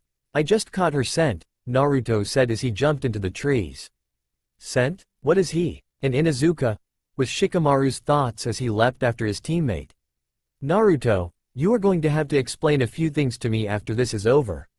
Yeah, I know. After a few minutes the two would be Genin ran into their final teammate. Naruto and Shikamaru came across Hinata on a branch about 50 feet off the ground. She seemed to be waiting for them. Not surprising considering her bloodline. Naruto-kun, Shikamaru. She called to them as they approached only for Naruto to seemingly teleport right next to her and cover her mouth. Shush, we have to stay quiet or she'll find us, he whispered in her ear. Normally being this close to the boy she loved would cause her to faint, however the urgency of the situation seemed to allow her more self-control. That and she had just picked up something on the edges of her vision. Naruto-kun, she said as Naruto brought his hand away, Anko-sensei's coming. Damn it, Shikamaru cursed as he landed next to them. Alright, I'll have to make this quick. Here's the plan. Naruto, I need you to stay here and distract her for a while so I can prepare my Kagemane. Hinata, you and I are going to be hiding close by so we can move in when needed. After I trap Anko-sensei with my jutsu, Hinata, you need to move in and get the bells. You'll only have a few seconds before she breaks the jutsu, so make them count. Any questions? Naruto and Hinata shook their heads. Okay, Hinata, let's move. Shikamaru said as the two jumped away as Naruto took out a kunai. As she leapt away, Hinata turned to him. Good luck, Naruto-kun. Doubt I'll need it, but thanks anyway, the blonde replied with one of his confident smirks. Not 2 seconds after Hinata and Shikamaru jumped into the foliage, a shuriken flew at Naruto which he deflected with his kunai. As he saw the foliage in front of him rustle as something large was passing through it, he started to take a step forward and, just like before, shot forward like a bullet. However, Anko was expecting this and was able to block his attack as she emerged. Naruto quickly vanished again as Anko strained to see her student. Quickly finding him, she brought her kunai in front of her just in time to deflect him from above. Damn, he's shooting from one tree to the other so he can attack me from any angle, she thought as she drew a second kunai and continued to block his high-speed attacks. This continued for about a minute until Anko finally dodged one of Naruto's passes completely and planted her knee into his gut, sending him flying to about where he was originally. Come on, she called out to him. Stop holding back, where's the demon that killed Mizuki? I did give you permission, remember? Standing up, panting, Naruto smirked. So you want to see it, huh? You want to experience it firsthand? Fine, He said as he bent over slightly and spread his fingers so that had a claw-like appearance. You asked for it. Naruto closed his eyes and sent a mental command to the seal. Activate demon form, Ichibi level, now. In the depths of Naruto's soul, at the center of his mindscape, a silent command was given to the system controlling the seal. In the room that held the giant crystal that was Kyuubi's power, the control panel lit up as the command reached it. A great beam of energy shot from the holes in the top and bottom of the room, bathing the crystal in bluish-white light, forcing it to give off more of its power. The beams of light emanating from the crystal turned darker and widened. The larger beam of light itself turned a light crimson from exposure to the radiant power the crystal was giving off. All throughout the great fortress, the beams of energy turned crimson as the systems strained to filter out the worst of the impurities so Naruto's body wouldn't be destroyed. Outside of the fortress, the beams of energy feeding into the rest of Naruto's mindscape widened enormously and turned a light crimson. Far away, on one of the many terraces of the great building built into the side of a waterfall that Naruto had seen, stood Kyuubi. The great demon turned his head towards the center of the mindscape as he felt the power that was once his released. He noticed the ominous red glow given off from the main seal. Realizing what this meant, the demon placed his hand on the small pedestal in front of him. This building, the cartographer as it was called, had been put in so Kyuubi could monitor the condition of Naruto's body, and even see through his eyes if need be. Right now, the latter is exactly what Kyuubi wanted. A wide, flat screen was projected in the large space before him, and on the screen, was what Naruto was seeing. As Kyuubi stepped back for a better view, a single thought went through his head. This should be interesting. Outside in the real world, only a few seconds after Naruto sent the mental command did he start to feel the effects, and everyone else started to see them. Hinata was the first to notice a change as she looked on from her hiding spot with her Byakugan. She gasped as she saw Naruto's chakra coils become flooded with some strange chakra. She had seen how his body had changed before, far more than Shikamaru. When she had seen him earlier with her Byakugan, she saw that his chakra stores had nearly tripled and he now had the raw chakra capacity on par with that of a cage. She had also noticed that around his navel, his chakra began to swirl in a spiral shape. Also, the chakra in this spiral was red. And now this red chakra was spreading to the rest of his body. And for a second, she thought she saw the spiral chakra take on the shape of a fox's head. Imagine how when Naruto uses Kyuubi's chakra against Neji and Neji sees Kyuubi. She could tell that this chakra was far more potent than regular chakra, and if it kept spreading like it did, it would probably become visible to the human eye. It soon did. Anko and Shikamaru's eyes widened as a strange red chakra began to flow out of Naruto's stomach. The chakra spread across his body until it enveloped him completely. It then began to change from a simple aura to something else. The aura began to take on the shape of a fox. Two fox-ear-like shapes formed on top of the aura, and a single tail formed from behind it. Anko then noticed that Naruto was going through a physical change as well. His ears elongated further, his whisker marks became even more defined, his canines grew even longer, and when he opened his eyes, they were a bloody crimson. Imagine when he goes into demon form for the first time in Shippuden. Naruto's lips curled into a dark smile. A twisted, demonic version of his normal smile. This alone caused Anko to hesitate, that and sheer power Naruto was radiating. The killing intent alone was fear-inducing. And not just any fear. Primal fear. A fear that strikes into anyone, no matter how powerful they are. It was awe-inspiring. Anko was brought back to reality as Naruto brought his left arm up, held it horizontally across his chest, then swiped it sideways. As he did, it created a massive shockwave that blasted across the great branch, knocking Anko back and blinding her momentarily. As she regained her footing, she was sent flying as Naruto burst through the smoke at incredible speed and knocked her back with a swipe of his claw-like hand. Landing on a tree, Anko quickly leapt away as Naruto tore through said tree. As she flew through the air, she was able to regain her bearings. Damn, that is some killer intent. Maybe I bit off a bit more than I can chew. As Naruto flew as her again, Anko's hands went through a blur of hand seals. Kaden. Gukaku no Jutsu. She yelled as she blew a giant fireball from her mouth. Seemingly unfazed by the display of power, Naruto simply charged through it as the fireball exploded, setting the surrounding foliage ablaze. As the flames dissipated, Anko lowered her arm so she could see through, and her eyes widened at what she saw. In the center of the dissipating inferno, stood Naruto, without a scratch on him. Not even his hair was singed. Whoa, guess that aura is not just for show. To stop a Gukakyu with hardly any effort, that's some shield. Anko was broken from her thoughts as a dark chuckle sounded from Naruto. So, are you impressed, Anko-sensei? Naruto said in what would normally be his normal tone, only twisted and demonic. Even so, that calmed Anko's fears slightly now that she knew that Naruto was still in control and not some raging demon. Regaining her composure, Anko drew a kunai. As long as I keep my distance, he can't do a thing. I just need to hang back and wear him down. As if he heard Anko's thoughts, Naruto smirked in a demonic way as he brought his arm up, and then brought it down in a swipe.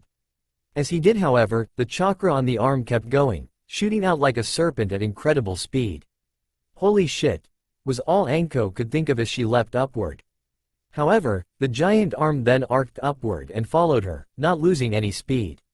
As it approached, Anko twisted her body so she moved to the side, narrowly missing the giant claw as it flew past. Just then, however, she noticed a flash of red as the edge of her vision. As she turned her head to see it, a single thought went through her head. Crap, she brought her hands in front of her just as a second chakra arm slammed into her, propelling her through several trees, slamming into another large tree about 50 feet away. As she stood up on the branch, she looked back to where she was before. She saw that the arm she had dodged was now grabbing onto a branch higher up and was pulling Naruto up like a high-speed wench. The arm that had punched her was now retracted back into its original state. As he reached the branch she was on, the other arm let go and returned to its regular size as Naruto dropped to the wood below about 20 feet in front of her. Geez, maybe I shouldn't have let him use Kyuubi, Anko thought to herself as she placed her back to the tree and brought her thumb up to her mouth. Didn't want to use the big guns on a genin, but I need to show him just who he's dealing with. Anko opened her mouth and was about to bite down on her thumb when she realized she couldn't move. Barely moving her eyes, she glanced down and saw that her shadow looked different than before. Following it, her eyes widened as she saw a smirking Shikamaru kneeling on nearby branch with his hands in a trademark hand sign, her shadow fused with his.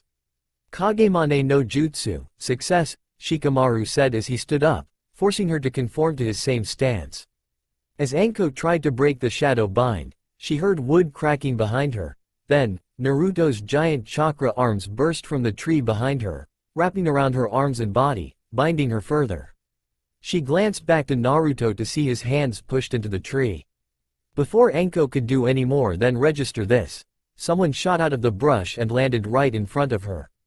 It was Hinata. The young Hyuga quickly grabbed the 3 bells from the Junin and quickly tossed 2 of them to her teammates. Shikamaru quickly caught his and Naruto caught his with his chakra tail as his hands were incapacitated. Hinata then jumped back to a branch opposite of Shikamaru.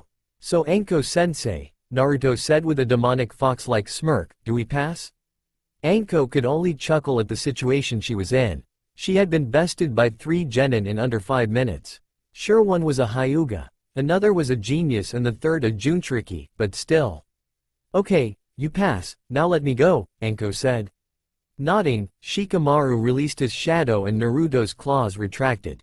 Then the aura of charka surrounding Naruto seemingly evaporated as the Yuki returned to his body. His bell dropped into his open hand as the tail vanished. As the Hinata and Shikamaru jumped to the branch their teammate and sensei were on, Shikamaru approached Naruto. Alright Naruto, now can you tell us what the fuck is up with you? Hinata, though not near as forward as Shikamaru, merely nodded in agreement. Naruto sighed as he scratched the back of his head.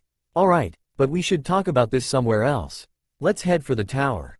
We can talk there and get some food. I don't know about you Gakis, but I'm starving, Anko put in. Nodding, the 3 genin followed Anko as she jumped away towards the tower. As the 4 leapt through the trees towards the tower, Anko turned to the blonde foxboy. Hey Naruto. What was that technique you used back there? The high-speed one, I've never heard of anything like it. Naruto simply chuckled. Well, of course you've never heard of it. I only invented it this morning. His new teammates looked at him like he had grown a third arm from his foot, and it was made of popcorn. "You made it? This morning?" Anko said, shocked. "Well, yeah, it was why I was so late to the meeting. You see, I was jumping through the forest and I realized something. What if, since you only need a little bit of chakra to boost your jump to the next tree, what if you concentrated a lot of chakra to the jump?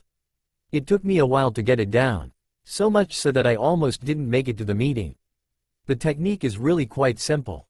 I just concentrate a large amount of chakra to my feet. When I have enough, I release it and well, you saw what happened. I also don't need to necessarily jump to use it. I concentrate the chakra to the sole and toes of my back foot and release it just as I take a step forward, propelling me forward at incredible speed. That's what I did the first time I used it on you. I can even link them together by doing the same with the other foot as it hits the ground at the end of the leap. Now this is by no means a perfect technique. Anyone with good enough eyesight or a dojutsu can see me coming like you did, and I'm guessing you were able to see me too, Hinata? Hi. Exactly. However, the biggest issue with it isn't if someone can see you, it's how well you can see. Going at that speed, it's pretty difficult to get your bearings on where you're going. Like I said, only those with enhanced vision like me, a dojutsu like Hinata, or trained eyes like yours, can hope to use this jutsu effectively. Plus your body needs to be trained to react in time to stop or attack. I could probably go twice as fast, but then I'd just be slamming into trees randomly. My body can only work so fast. Anko nodded. But still, with enough training, we can get your body's reaction time up. I think you should start wearing training weights so the speed your body can react at is increased. Give it some time and enough training, and you'll have something awesome. By the way, have you come up with a name for this thing yet? Naruto smirked and immediately stopped on a branch. The others couldn't react fast enough and landed on the next branch and looked back at him in confusion. Then, Naruto vanished, and reappeared almost instantly next to Hinata. Shunpo. Flash step, huh? Fits, Anko replied. Minato, if only you could see him now. Coming up with such a revolutionary technique in only a few hours. He really is your son. The three new shinobi and sensei rode up the elevator in the tower. Shikamaru and Hinata had been quite impressed at the place and were pretty surprised to find that Naruto was living here now. At Shikamaru's asking, Anko had explained to the two the origins of the tower, but not Naruto's connection to its former tenant. Naruto, Hinata and Shikamaru were now sitting in the TV room while Anko got them some drinks from the kitchen. Well, Naruto began as Anko brought them some soft drinks and sat down too. I guess I'd better start from the beginning. Hinata and Shikamaru began listening intently. You both know the story of how the Kyuubi was defeated, right? Yeah, Shikamaru replied. Yondaime killed the demon with a powerful jutsu that caused his own death in the process, saving the village and all its inhabitants. Nodding, Naruto continued. Well, that's only half the story. This is what really happened that night. Shikamaru's and Hinata's eyes widened at this. Minato Namikaze couldn't kill the demon that night. No one could have. Kyuubi was the strongest of all the Biju. It was practically a demigod. Therefore, Minato went with a backup. The jutsu he used is called the Shiki Fusion. It's more of a summoning jutsu than anything else. Using it, the caster calls the Lord of Death himself, Shinigami, to seal away the soul of the caster's enemy inside himself, herself. Directly following this, the Shinigami takes the soul of the caster, throwing both the sealer and the sealed in oblivion. That is the jutsu that Minato used to defeat Kyuubi. Hinata and Shikamaru were gaping at this. A jutsu that summoned the Lord of Death himself? But what does any of that have to do with you? Hinata asked. Naruto sighed, as if he were composing himself.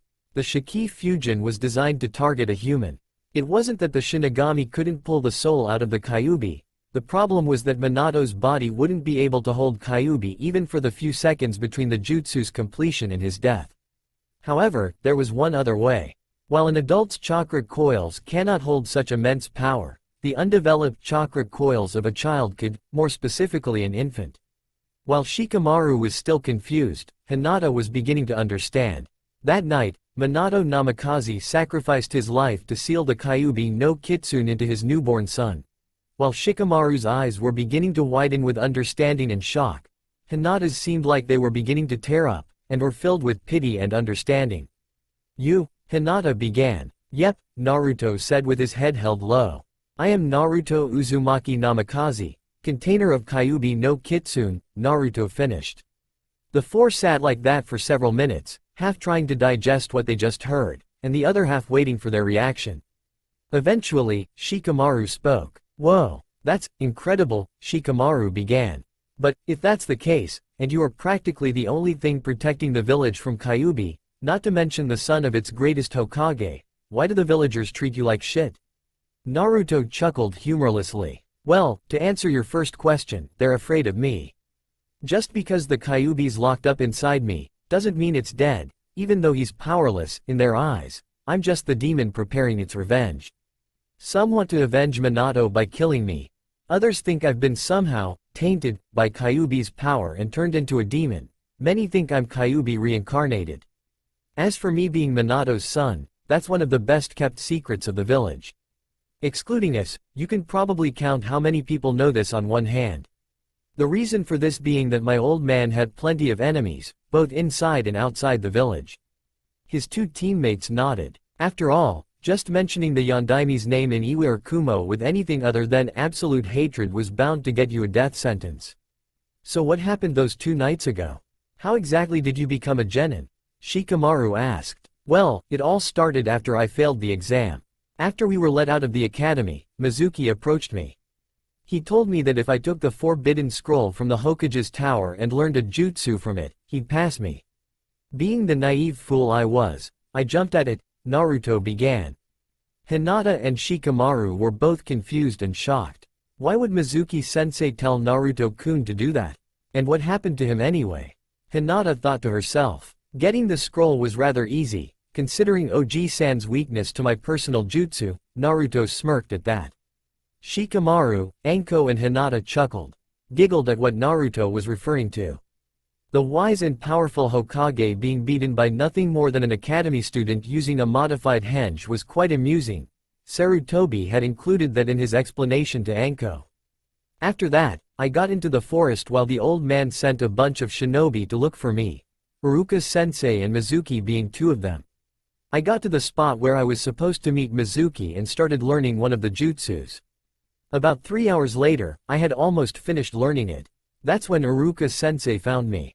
He told me that every ninja in the village was looking for me and basically asked me what the hell I was thinking. I told him that Mizuki told me to do it. That's when Mizuki showed up. Naruto paused and lowered his head. Hinata noticed that his hands were clenched into fists and were almost shaking. The bastard had set me up. He'd lied to me. He used me to get the scroll so he could get it from me. That's when he told me about it. Kyuubi? Hinata asked. Yeah, Naruto continued. He told me I was a demon and that everyone hated me. Even Iruka-sensei. I didn't know what to think. So I did the only thing I could. I ran. I took the scroll and ran away as fast as I could. I found Mizuki Teme and Iruka-sensei a little later. Iruka was hurt and lying against a tree. I think Mizuki Teme hit him in the back with one of his Fuma shurikens. He was telling Iruka how much of a demon I was and how I was going to destroy the village. That's when I had an epiphany. I was a demon, just not the one everyone thought I was. Kyuubi's power had flowed through my veins for my entire life, healing my injuries faster than any other human. I was, at least partially, a demon. So then I realized, if Kyuubi's power was my power too, then why not use it? I started to concentrate chakra like Iruka-sensei taught us, and, to every corner of my mind and soul, I yelled at the fox to give me its power. Not a second later, he answered. And answered? Shikamaru stuttered. You talked to Kyuubi? Naruto chuckled. Yeah, but hearing his voice was nothing compared to what happened next. All my life, I felt as if I had some power trapped inside me, waiting to be released. I didn't realize this until afterwards though, since I didn't know anything different. But right then and there, that power was released. I can hardly describe what it was like. It was like, well, ultimate power. It was chaotic, unrelenting, untamable. Like no one but me could control it. I could feel my body changing, morphing to better suit the power. I felt like I could do anything. Defeat any enemy, overcome any obstacle, almost like I was a god. It was incredible to say the least. Then the power settled, and, for the first time, I felt calm. My head was clear. I knew what I had to do. And so, I went forward to face my enemy. I couldn't have arrived at a better time too, because Mizuki's shuriken was about to cut Iruka-sensei in two. I split the weapon with my claws, and faced the Teme. As you can imagine, both of them were pretty shocked at how I looked. That and the aura of Yuki swirling around me. Mizuki recovered quicker than Iruka and claimed that I was the demon and was showing my true face. If you think about, I was in a way. I told him that while I may be a demon, I was also Naruto Uzumaki, and that I'd kill anyone who threatened my friends. The bastard retorted saying that I was just a genin and I couldn't beat him, kinda stupid considering just a second before he was claiming that I was the great and powerful Kyuubi no Kitsune. I just chuckled and prepared the jutsu I had learned. As he finished, Naruto held out his hand, palm upward, as if he were holding a ball. Shikamaru and Hinata looked at it, curious as to what he was about to do. Their eyes widened as Naruto blue chakra began to swirl around it, creating a raging maelstrom of chakra. That's, Hinata began. Yeah, the jutsu I learned was, Rasengan. One of the two signature moves of my father, Naruto said. He then clenched his hand into a fist and the spiraling orb dissipated into wisps of chakra. As you can imagine, Mizuki Teme was pretty shocked at this, Iruka-sensei too. So shocked, that the bastard didn't do anything except stare, until I slammed my Kyuubi Fighty Rasengan into his gut anyway. What happened next, wasn't pretty, to say the least.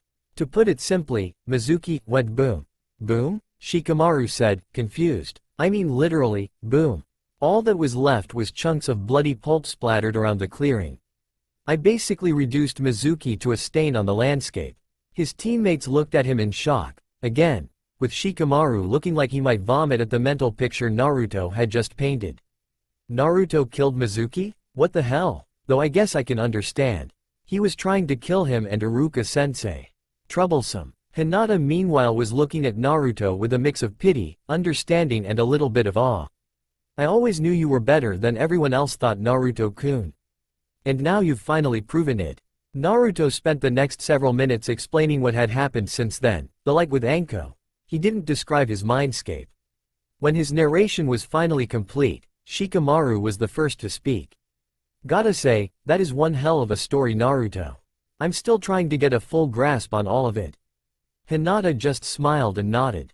But, Shikamaru began, there's one other thing I wanted to ask you. Naruto and Hinata looked to him with curiosity. You never described what this mindscape of yours looked like and I was curious as to what it was like. Hinata and Anko looked to Naruto and nodded in agreement. Naruto just smirked. Well, I could, but it'd be a lot easier to just show you. Huh? Was the combined reaction to his statement. Naruto gestured for them to come over near him. Just place your hand on my shoulder or head and close your eyes. Too confused to say anything, his teammates complied. Shikamaru put his hand on Naruto's right shoulder. Anko put hers on his left while Hinata put her hand on his head, blushing slightly at the physical contact, and all four closed their eyes. Alright Kyuubi, now what? Just channel a little chakra to where their hands are and think of coming to the mindscape.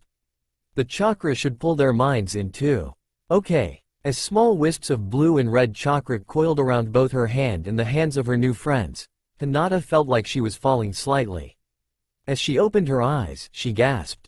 Hinata gasped as she opened her eyes to find she was no longer in Anko's tower. She wasn't in the same position she was in a second ago. Just a second ago, Shikamaru, Anko-sensei and herself were crowded around Naruto-kun, each with a hand on him. Now they were all standing next to each other. Naruto-kun was to her left, followed by Shikamaru, then Anko-sensei. The latter two were just opening their eyes and were equally shocked as to where they were. Naruto was merely smirking at their reaction. Team 8 was currently standing inside a massive room atop a large platform supported by struts from the walls. The room itself was octagonal in shape, with the bottom and ceiling curving upwards and downwards, respectively, into identical holes. As Hinata looked down, she noticed they were standing on a circular piece of glass set in the platform, below which was a large orb that glowed a bluish white. In front of them was a bridge that led to a cross to what appeared to be a large door of some kind. It's basically the room where you killed Tartarus in Halo 2. Shikamaru was the first to break the silence. Whoa, now this is something. Hi, Hinata agreed. Anko simply nodded. The three were broken from their stupor when they heard a mechanical click and metal sliding against metal to see Naruto standing in front of the now open door. "So are you going to stare at this room all day or do you want to see the rest?" he said with a smirk. Not wanting to be left behind, the three followed their teammate. The four walked into a short hallway that led through an equally large door to find themselves in another spacious room. As they walked through the next door, however, they gaped in disbelief and awe at the sight that awaited them. They walked out onto what seemed to be a balcony on the side of a great cone-like structure, Delta Halo's control room, that rose out of what seemed to be an ocean right next to a peninsula of land, the area around Delta Halo's control room.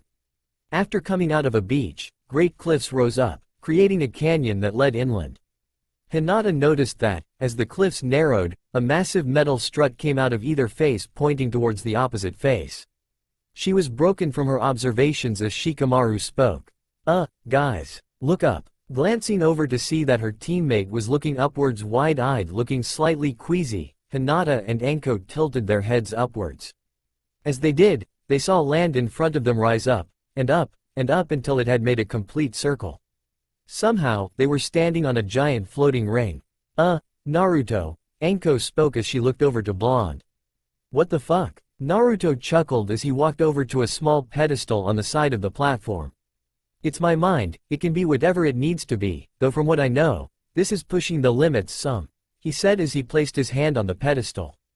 Suddenly, two thin beams of green light shot from the bottom of the balcony down to a small dock-like structure on the beach. "So, this place can be whatever you want it to be?" Shikamaru asked. "Not really. This place was already here when I found it. I can make stuff in this mindscape, but I can't make any real changes to what's already here. This is really more of a manifestation of my personality and mental processes, though the inclusion of Kyuubi probably caused this to be blown way bigger than what it would have been without his power," Naruto answered. Anko was about to speak up but Hinata interrupted her.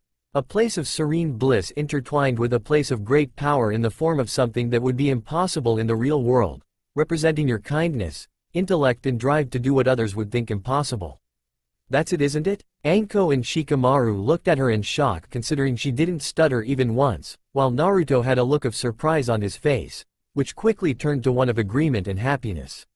"Yep, I thought the same thing when I first came here," he answered as the platform came to a stop at the dock. As the four followed Naruto off the dock, a gentle sea breeze blew across the beach. "Wow, this place even has natural weather. If it weren't for the surroundings, I'd say we were in Mizu no Kuni or something," Anko said. Hinata's attention was drawn to something at the end of the dock. Naruto-kun, what is that?" "Oh that's our ride." The object was a car, but it wasn't like any Hinata had ever seen before.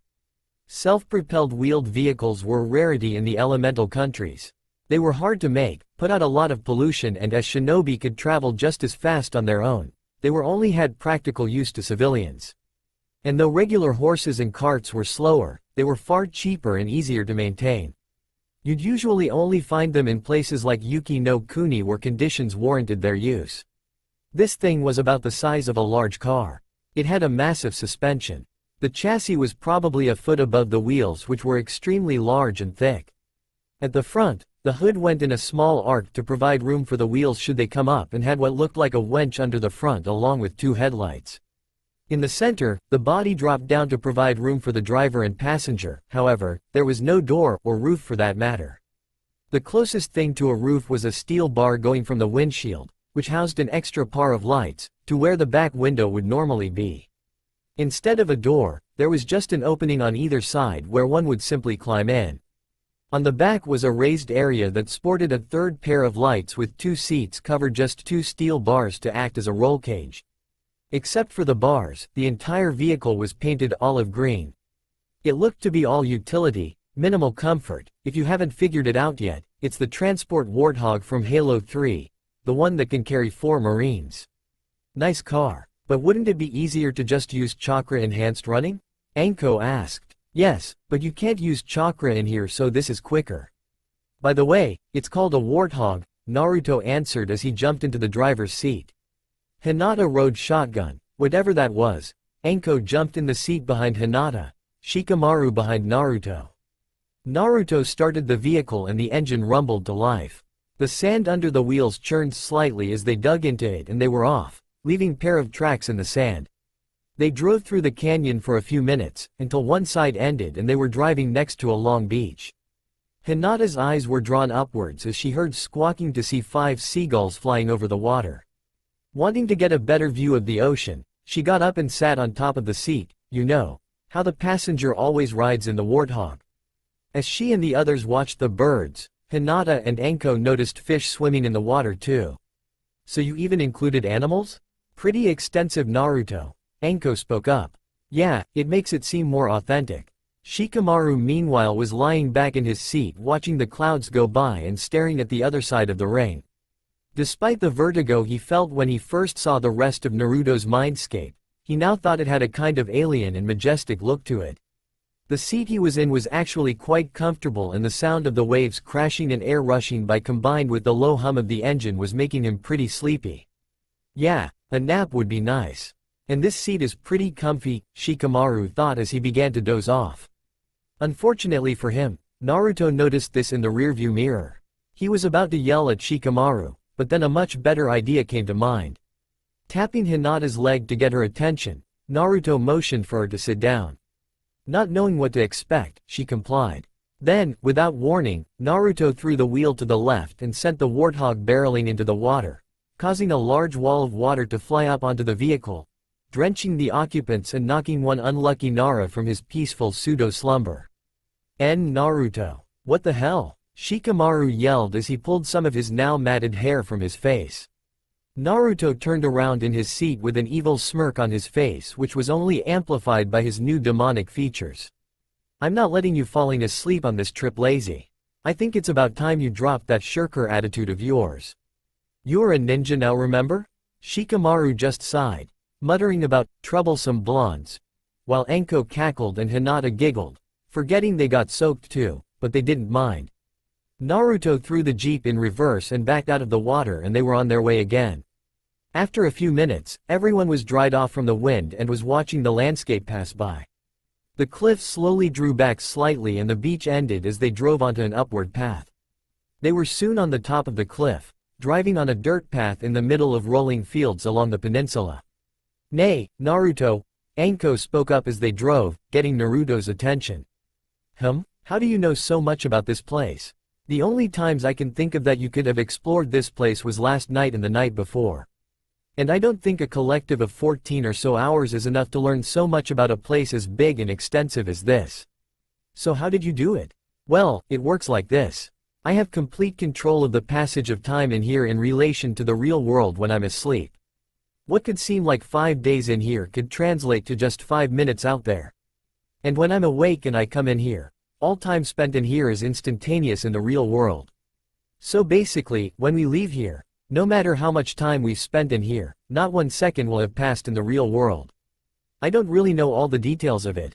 Something to do with the instantaneous transfer of information or something. You'd probably have to ask a Yamanaka or someone else that knows a lot about the mind. Everyone looked at him with looks akin to shock. Before anyone could say anything, however, Naruto spoke up. We're almost there.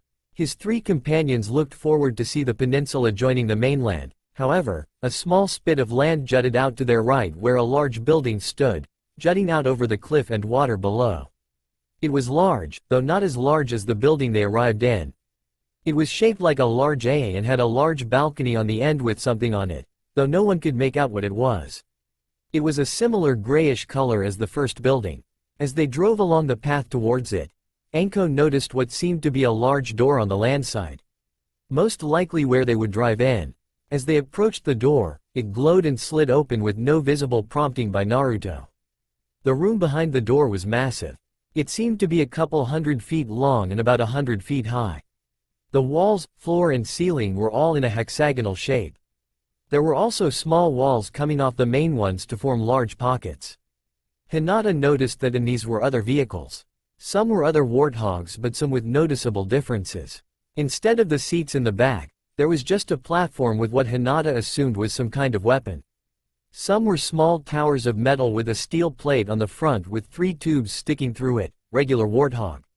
The other kind still had the small tower, but instead of 3 tubes and a steel plate, there was just one massive tube, Gauss Warthog. The young Hyuga was broken from her observations as Naruto drove into an empty pocket and stopped the Warthog. Well, this is where we get off. We'll have to walk a ways now. As the four jumped out of the Warthog and continued to walk down the room, Naruto identified other vehicles. Ghost, he said, gesturing to a small purple vehicle. It was about 8 feet long with a seat on the back along with 2 small wings coming off the sides of the front. What puzzled Hinata was that there were no obvious wheels on the craft. Mongoose, Hinata looked over to see a small, 4-wheeled vehicle that reminded her of a bicycle with a color scheme similar to the Warthog. Spectre, Naruto said, pointing to a large purple craft as they walked onward. It was about the size of a Warthog, only it seemed a lot like a ghost. It was a similar purple color and seemed to have no wheels. Though like the Warthog they had ridden in, it seemed to be able to hold 4 people. The driver up front in some kind of enclosed cabin, 2 passengers on either side, and a 4th in the back on another kind of weapon like the other Warthogs. The last 2 vehicles were the strangest by far. And the most imposing. The Wraith, as Naruto called it, was something akin to a beetle. It was about twice the length of a Warthog and twice as tall. It had 2 stubby wings on the front and a large tube with a pair of wing-like fins on the sides coming out of a hole on the top. The Scorpion was even bigger. It was similarly colored to the Mongoose and Warthog, though it was about 2.5 times as long and 2.5 times taller than the latter. Instead of wheels, it rested on 4 steel belts in pods on the front and back sides. Hinata couldn't make out any kind of seat, but she could see a hatch on the main body where someone could enter. A large tower rose from the back, coming out from which was a very long tube with a smaller tube to the side. The whole thing seemed to be very heavily armored and looked like it could take quite a pounding. "Hey Naruto," Shikamaru spoke up. "After we're done, you think we could drive some of these?" "Sure, I'm betting you'll like the Ghost and Mongoose," he said with a smirk. Speaking of the Ghost, Anko began. "How exactly do those other 3 move? I didn't see any wheels on them." "Anti-gravity generators," Naruto answered as they approached the door at the end. When everyone looked at him like they were thinking, WTF, he elaborated. "They float about 1.5 feet off the ground." "Oh, what? Hey, I got a giant floating ring as my mindscape. Like I said, just about anything is possible in here." The 4 walked for about 10 minutes through the halls of the structure until they finally came out onto the balcony. Naruto, what is that?" Shikamaru said, pointing to the Longsword that was now sitting on the balcony. "Our next ride, of course." "The Longsword? It's an aircraft." "In other words, yes, I do have flying machines in here," Naruto answered, walking up the ramp into the craft. Unease rising again, his 3 companions followed him into the craft. As Naruto sat in the pilot's seat, the others stood behind him, looking out the windows. The craft shook slightly as Naruto started it up. As the craft rose up, Hinata's mind was racing with one thought. "I'm flying. I'm actually flying." Naruto guided the craft towards edge of the ring. As he neared it, he angled the Longsword upward. "You know, maybe you should look a bit closer at what's beyond this ring," Naruto said as they pierced the cloud cover. As they did, Hinata, Shikamaru and Anko looked out the windows again, and their jaws hit the floor. Spread out below them was the rest of the mindscape in all its impossibly huge glory. Naruto. What were we just on?" Anko asked, wide-eyed. "Oh, just the portal ring. It's what connects my mindscape to the outside world and allowed me to bring you 3 here," he said with a carefree smile. And just how big is this place?" Shikamaru asked. "Let's see. Including the ring and the void in the center, the total area of my mindscape would be 6,464,933,614 square miles," he said in a nonchalant tone like it was nothing special, while everyone looked at him like he had grown another appendage made of something random, again. As Naruto cruised over the mindscape, he explained some of its functions to his passengers. "So basically, the structure in the middle of that chasm is where Kyuubi's power is held, and a small portion of it is always being channeled into your body, represented by the rest of the mindscape," Shikamaru said as they cleared the mountains and flew over the Great Sea. "For the most part, yeah," Naruto answered. "So, is that where Kyuubi is held too? I kind of always imagined the seal like it was some big cage where Kyuubi was locked up," Anko asked, stated. "Not exactly. Speak of the devil, Naruto said as a familiar, to him at least, hologram appeared on the pedestal next to him. I see you brought guests, the fox demon said. Yep, where are you? Naruto answered. I'm on Relic. Look on the base. Ah, I see, Naruto said as he saw the island and guided the longsword towards it. The island in question seemed nothing but a large sandbar rising out of the ocean. In the center was a large structure made out of rust-colored metal. At first, Anko thought it may be aged and decaying, but as they got closer, she saw that that's just how it was colored. The structure was long and narrow, extending about half the length of the island but only about a third as wide. At the front was a large spire about 100 or so feet tall. Behind it was a large platform. It was this platform that Naruto was guiding the longsword as he prepared to land. As they descended, Shikamaru noticed someone standing on the platform. Right in front of, he realized, where they would touch down. Hey Naruto, who's that? He asked, pointing at the figure. Naruto simply smirked and then replied. You'll see, he said. Kyuubi stood on the platform, watching the longsword descend. Even though he was standing right in front of it, he was unfazed as the air rushed past him from its descent thrusters. When he sensed that Naruto had brought his new friends into the mindscape, he was curious. So he hopped in the nearest teleporter and warped to the relic arena. He wondered just how those three would react to meeting the demon who had nearly destroyed them 13 years earlier. Well, that Anko woman anyway. She was the only one that would have experienced that attack firsthand since the other two would have only been months old at most. As the longsword touched down and the ramp lowered, Kyuubi was broken from his musings as he saw the four standing at the top. This should be interesting. Anko looked at the man in front of them as they descended down the ramp. He was pretty good looking in her opinion. He looked to be around 40, with an angled, serious face that wore a neutral and serious expression. His eyes were dark and intelligent, though they were partially obscured by a pair of red-tinted visors with bands that seemed to disappear in his swirling black hair. His outfit though, was, in her opinion, one of the most badass ever. A tattered black cloak with a crimson interior fell off his shoulders, obscuring his torso and upper legs, and fluttered in a supernatural wind. The only clothing not obscured by it was his black pants and boots.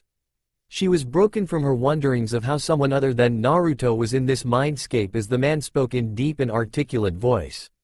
Hello again, Naruto. Nice to see you brought company. Naruto simply nodded and smiled in return. Hey, who are you? I thought Naruto and that bastard fox were the only ones in here, Anko said, a bit peeved at being ignored. Naruto chuckled while the man rolled his eyes in seeming exasperation. Well, there is no one else in here other than me and the so-called bastard fox. Who, by the way, doesn't exactly like being called a bastard, Naruto said smiling in amusement. Anko's, Hinata's and Shikamaru's eyes widened in shock, and in Anko's case, fear. Not because of the fox's presence necessarily. If he could do anything, he probably would have already. Anko was afraid because she had just insulted one of the most powerful beings on the planet, to its face. Not the smartest move. You're Kyuubi? Shikamaru stammered. But, I thought you were sealed away. Naruto just sighed as he began to explain. Like I said before, not necessarily. What's sealed in the center is Kyuubi's, which is technically mine now by the way, power. Kyuubi's mind, while trapped in this mindscape, is free to move around as much as he likes using a human form. He just can't transform into his true form and he can't access the longsword or any other aircraft in the mindscape. Oh, so, no hard feelings for me insulting you?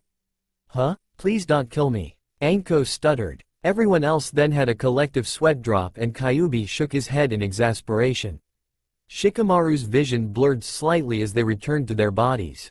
Looking around, he saw they were back in Anko's living room. Well, they hadn't really left in the first place now that he thought about it. Taking his hand off of Naruto's shoulder as the boy stood up, he glanced at a clock next to the TV. Just as Naruto said, not even a few seconds had passed. Man, that feels weird. Oh come on, the transfer isn't that bad, Naruto said, sounding a little hurt by the comment. I didn't mean that. It just feels weird having been inside your head for 5 hours and not having a second pass out here. Oh yeah, I guess that does seem kind of weird. Well, if we're all done having life-changing revelations and jaw drops, how about we go get some food, Anko said. Yeah, we didn't exactly get anything, Shikamaru said. Alright, Ichiraku's should be serving their lunch special right about now. We head over there, Naruto said with his usual grin. That brought a smile to Hinata's face as well. No matter how much he'd changed over the past 48 hours, he was still Naruto. Works for me I suppose. I don't really care, Shikamaru said putting his hands in his pockets. Fine with me. My favorite dango store is doing some repairs from a fire or something and ramen does sound kind of good. Anko agreed, sort of. Okay then, let's get going, Naruto said as they walked to the elevator. As the four walked out of the forest, Anko glanced at her watch. Oh right, I forgot, she then noticed her students looking at her with curious expressions. You guys go on ahead. I'll catch up. The Junin who took teams are supposed to report in at 11 o'clock to give their verdict to Hokage-sama. And those that passed their team need to give an assessment of the team's skill. It won't take very long. See you at Ichiraku's, she explained before waving and poofing away. Naruto and Shikamaru just shrugged as the three set off. Anko appeared in the usual cloud of smoke in the Hokage's office to find Asuma already there. Glancing at the clock on the wall, she noticed it was 11:10. Knowing Kakashi, he probably was finishing up just now. Even though the standard time for the test was 7 a.m., Kakashi, being the chronically tardy bastard that he was, would usually get there around 10 o'clock. That left an hour for the actual test. Not much purpose in that since he always failed the genin, so he should be here soon. Okay, we were supposed to start at 7, but he's always 3 hours late, so that bumps it up to 10. Then 1 hour for him to test them, plus 10 minutes to fail them and then explain why he failed them. That means he'll probably be here soon. No, scratch that. He will be here soon. If he's not here in the next 5 minutes, I'll make sure he's here before 5 minutes, 30 seconds she thought as she adopted a small sadistic grin. Fortunately, for Kakashi anyway, the lazy Junin chose that moment to shunshin into the room. Well, guess I won't have to drag him here. Though that would have been fun. Kukukukuku. Alright, the aged leader started. Now that we're all here, time to give your verdicts. Kakashi, I assume you gave them the bell test and failed them like you always do. Well, yes to first, no to the second. Yeah I thought what? Anko yelled, since when do you pass a genin team? I thought you always failed them cuz then you wouldn't have time to read your porn. Well, I would have less free time. But I didn't have choice. They did fulfill the requirements. Kiba was actually able to get part of the test and got Sasuke to help him fight me. Sakura got tied to the tree stump and I told the boys to eat the bentos and then told the three of them to try to take the bells again. Kiba gave Sakura his food, so they technically passed. The Inuzuka figured it out? I didn't know they were that perceptive, Asuma said, surprised. Not really. He thought I wasn't in the area. He just overestimates his own abilities. Though he is brash and doesn't usually think things through, he's got a good sense of teamwork with his partner, Akamaru. And I think he was the only one who really understood the purpose when I explained it. Sasuke on the other hand, fits the whole, emo Avenger, thing perfectly. He hardly cares for teamwork at all. Hell, the only reason he even agreed to work with Kiba was because he dug him out of ground after I buried him with a Doden Jutsu. I'm hoping Kiba will be able to counterbalance that. Apart from his teamwork flaws, he's rather skilled for a genin. Sakura Haruno is the very definition of a fangirl. She fawns over Sasuke every minute and hardly cares for anything else.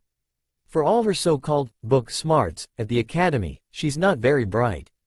I hit her with a genjutsu that showed her Sasuke beaten and bloody with the hopes of stunning her long enough to knock her out, but instead she just fainted at the sight of him. In any event, she'll have to get over her infatuation at some point if she wants to be a competent kunoichi. So you got a fool, an avenger and a fangirl. Looks like you got your work cut out for you. Think you can handle it? Anko said with a smirk. No worse than you probably. Besides, from what I heard, you got a bigger fool than Kiba, Kakashi retorted. Not anymore he isn't, Anko said, her smirk widening. Turning towards the Hokage, Anko began her report. Team 8 passes. Shikamaru may be lazy but he has potential as an excellent strategist. He may not like putting effort into something, but when pushed, he'll get into action. Hinata has self-esteem and needs some serious backbone but I think that can be remedied easily enough with Naruto on the team. I wasn't able to test her combat abilities, but they were able to see me coming from a considerable distance, so her Byakugan must have a good range to it. She's definitely got potential. Makes me wonder how much of a dumbass Hiyashi must be for not recognizing it. Naruto, well, from what I've seen, I think we may have a second coming of the Yondaime. Kakashi's and Asuma's eyes widened while the latter's father just smiled. This morning, on his way to the training area, he basically invented a low-powered version of Hirishin. Now the elder Sarutobi's eyes did widen. He calls it Shunpo. I can explain it later, but basically it's a super-powered chakra jump to move at high speed. He was going so fast I could barely keep up with him. If he can perfect it, I think we may have someone faster than even Guy. Kakashi was now very interested. A jutsu that could potentially allow the user to move that fast. Oh, Guy would love to hear this. Kukakuku. Now if you'll excuse me, Anko said. I have to meet my team for some after-test lunch. Yeah, she said as she poofed away. A dark figure sped across the rooftops of Konoha, pursued by 3 others.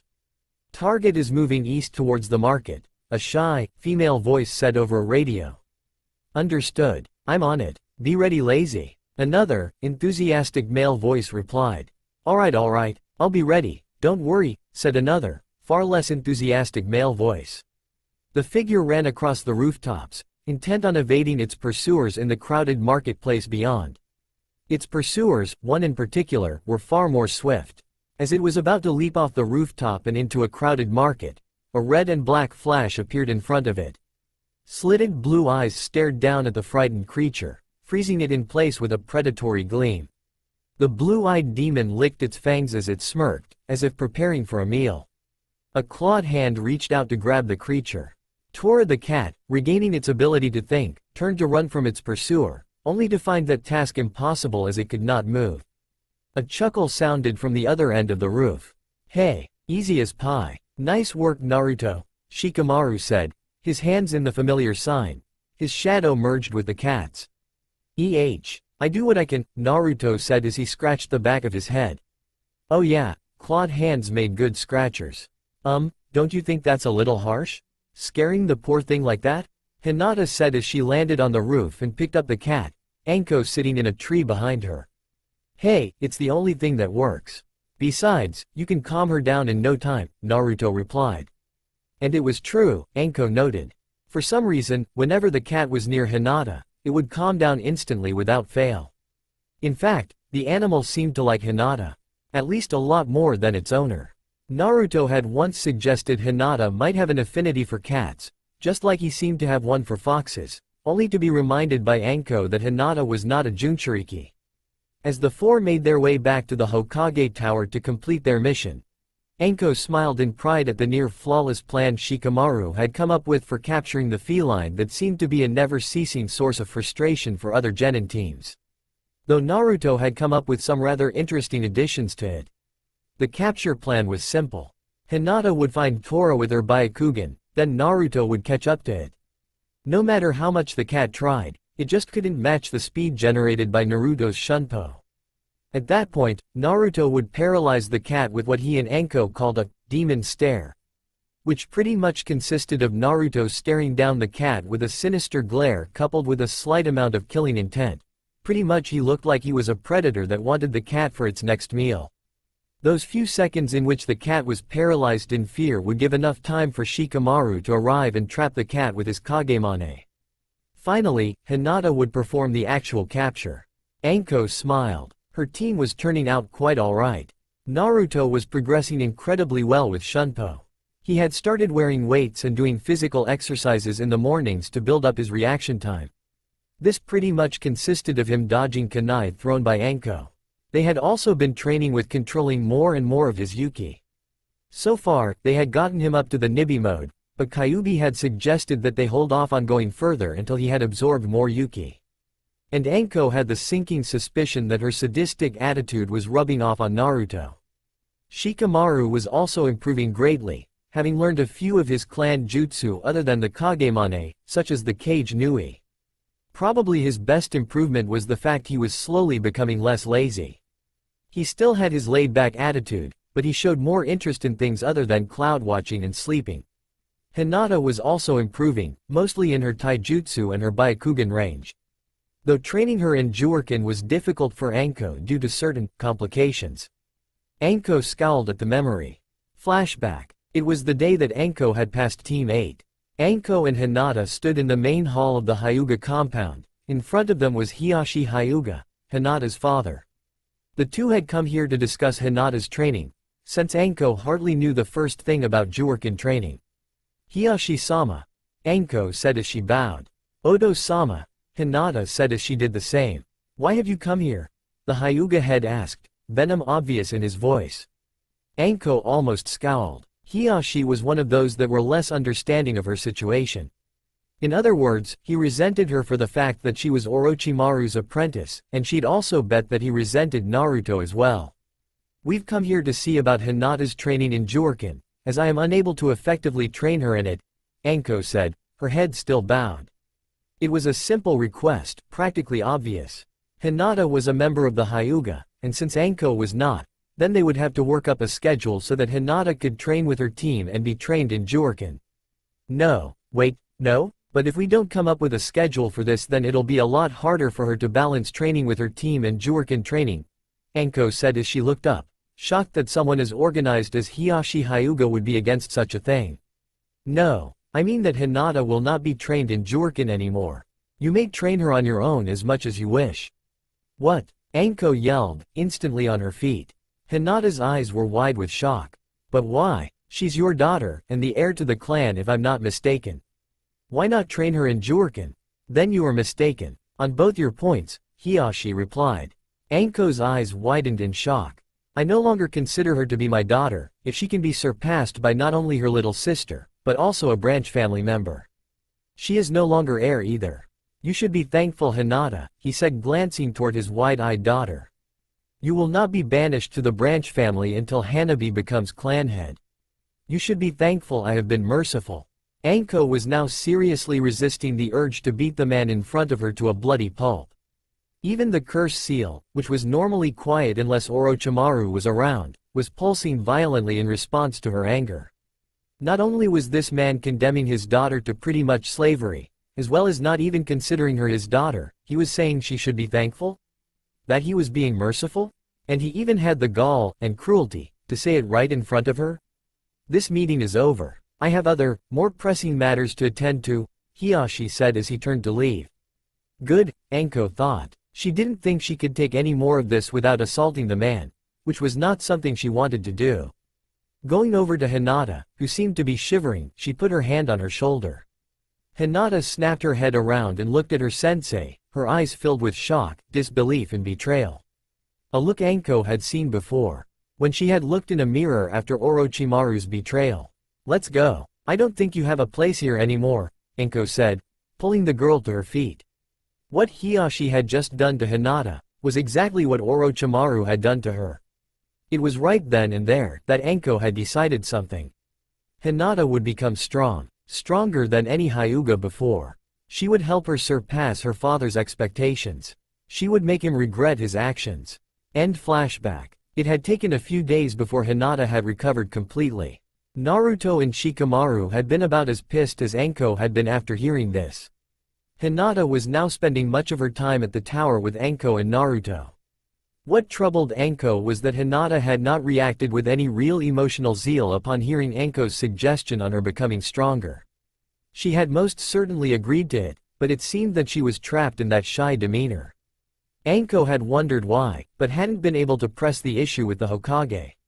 On another note, while she and Naruto had become good friends, Hinata still had not been able to convey her feelings to Naruto, nor had Naruto noticed them. This had also confused the Junin as to why Naruto could be so dense on that issue when he seemed to be so sharp on so many other subjects. She had asked the Hokage about it, and had gotten an interesting, and chilling, answer. Flashback. Anko stood in the Hokage's office, in front of its owner. Yes, Anko, is there something I can do for you? Well, I was wondering, has anyone ever done a psychological analysis of Naruto? Someone non-biased anyway. Why to ask? Has he been showing any abnormalities in his behavior? The elderly Kage asked. Not really. It's just his interaction with Hinata that's troubling me. Ah, So he still hasn't figured it out yet, has he? And you're confused as to how he could be so dense towards her feelings? Anko nodded. Well, since few years ago, I have had Inoichi Yamanaka do a psychological exam of the boy every year or so to make sure he wasn't going insane from the villagers' treatment. Inoichi would make use of my scrying crystal to monitor Naruto's everyday life and make a report to me about it. About 2 years ago, when I discovered that Hinata seemed to harbor feelings of affection and perhaps even love towards Naruto, I asked Inoichi to look into this as to why Naruto would be ignorant of this when her behavior was so different from that of his other classmates. He was able to develop a theory explaining it, Sarutobi said, pulling a file from his desk and handing it to Anko. Looking inside it, Anko found that it was one of these reports. Apparently, since Naruto has been hated all his life, he has trouble accepting any other feelings towards him. He can't accept that people can feel anything other than hatred for him? Anko said, shocked. Not now. You should have seen him a few years ago, before he met Iruka. Right now, he has trouble comprehending or realizing any kind of romantic affection. That's why he sees people like me and Iruka as family members. Inoichi theorized that he can only realize Hinata's feelings for him if she actually comes out and says it to him. And others informing him of this won't work either. She has to pretty much go up to him and tell him she loves him. And based on Inoichi's observations, I believe he may harbor similar feelings towards her. He either hasn't realized them or thinks she may reject him like Sakura has so many times. It truly is a terrible thing the villagers have done to him, Sarutobi said, his face held low as Anko looked over the report. I understand, Hokage-sama. The Sandaime nodded. I only hope they can realize their feelings for each other. It will make their lives so much better. End flashback. Anko had explained this to Shikamaru, hoping he might have suggestions for getting the two together. He didn't have anything. She had decided to let things run their course and hopefully, Hinata would build up the courage to confess her feelings. Anko was broken from her musings when Naruto spoke up. Hey Anko-sensei. When are you going to let us do any C-rank missions? We're all tired of these D ranks. What? We've only been doing these for a week. You want a higher mission already? Besides, you pretty much have stuff like this down. I know, we can catch this cat easily now. And that's why we want a better mission. It's not a challenge anymore, Naruto said, Shikamaru and Hinata nodding in agreement. I don't know, maybe you still need a little more. I'll give you Shunpo lessons. Deal. Team 8 stood in the mission room, in front of the Hokage. So, you think you're ready for a C-ranked mission EH? Sarutobi asked. Hi. I believe that my team is ready for a C-ranked mission Hokage-sama. Anko replied, the three genin behind her nodding in agreement. Very well, come in Idate-san. Team 8 turned to look as the door behind them opened, and their new client stepped through. He looked about 20 years old, and wore average civilian clothing. Nothing out of the ordinary for a client. Team 8, this is the man you will be protecting. You are to escort Idate-san here back to his home in the tea country. After that, the real mission will start. You will receive the details of this upon your arrival from the head of Idate-san's clan, who is the actual client of this mission. Expected threats? And mission time? Anko asked. Just bandits and the like. Chances of encountering enemy shinobi are 15% at most. As for the mission time, Idate-san has put it at around 7 to 12 days, Sarutobi replied. Sounds good. Okay, Team 8, you heard him. Be at the gates at 1300 hours sharp. Pack accordingly. Hi sensei. The three said as they turned for the door. Well, Hinata and Shikamaru did anyway. Naruto just jumped to the window and shunpoed away. Naruto was in high spirits as he walked towards the forest of death with Hinata and Shikamaru. He knew he could just shunpo there, but he didn't want to become dependent on using it to travel. One of the odd things about the last week was the fact that he wasn't getting a lot of the glares and sneers he usually got from the villagers. He knew the reason why, of course, having gotten a completely new outfit, and the fact that he usually wore his hood up out in public to hide his new demonic features. By this time, however, word had gotten around enough so that most people were aware that the demon brat sported a new look. But even then, having been used to the same hideous orange jumpsuit for several years, and the fact that Naruto's features were usually hidden behind his hood made it so that people still didn't always recognize him. Naruto had known that the glares and general animosity would lessen for a time, then returned to normal as people realized it was him in the crimson trench coat. The looks of fear seemed to become more and more often, something Naruto took a little sadistic pride in. But Naruto's change in wardrobe and demeanor had caused another change in some people's opinion of him. One he had not expected at all. "Naruto," Shikamaru whispered as he leaned over to Naruto, 1 o'clock high. "Yeah, I see him," Naruto replied with exasperation. "Well, speak of the devil." On top of a building at the 1 o'clock position, Naruto could just barely make out small bits of hair or limbs sticking out from behind a wall. And Naruto's acute smell could also pick up multiple humans hiding around and behind the trio. All of them female. Over the past week, Naruto had developed a new understanding and sympathy for the plight of a certain Uchiha. "Damn fangirls," Naruto muttered to himself. In all actuality, while Naruto had considered the possibility of him getting a fan club thanks to his new badass look and demeanor, he hadn't really expected it. After all, everyone in the village practically avoided him like the plague. Shouldn't that apply to the teenage girls as well? Apparently not, as Shikamaru had stated the first time Naruto had been stalked by fangirls. Albeit, the fact of Kyuubi and all of the animosity did result in a much smaller fan club than, say, a certain Uchiha survivor, though they did provide a fair bit of annoyance to Naruto when he was outside of the Forest of Death. Silently, Naruto profusely thanked Anko once again for letting him move in there. Thankfully, however, it seemed Naruto had taken after his father in his almost foolproof method of evading fangirls. Speed jutsus that no one else knows. Shunpo truly was a blessing, Naruto thought to himself as he turned to his companions. "Well, I guess I'll see you back at the tower then," he said as he vanished. Shikamaru smirked when he heard the disappointed groans of the multiple girls hidden around them. Hinata meanwhile was in a cross between annoyance and relief. Annoyance at the fangirls who wouldn't leave Naruto, though also at the fact that she was no longer the only girl to realize Naruto-kun's qualities. His change truly was a mixed blessing. At first she had been a bit terrified that she might lose Naruto to one of those harpies, but Shikamaru had assured her that if she was the only girl that Naruto hung out with, then she had the best chance, or probably only chance as he had put it to reassure her further.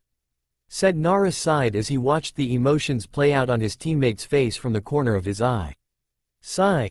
We have got to get those two together soon, for Hinata's sake at least. Damn villagers, and Hyugas too. Maybe this mission would bring new opportunities. If Shikamaru was anything, he was optimistic, no matter how few people knew that. Naruto looked around with a small amount of apprehension as Team 8, plus their charge, walked through the main gates of Konoha. It was actually his first time outside of the village, so he guessed it was natural for him to feel at least a little uneasy. He was comforted by the fact that Shikamaru and Hinata seemed to show at least a similar amount of unease.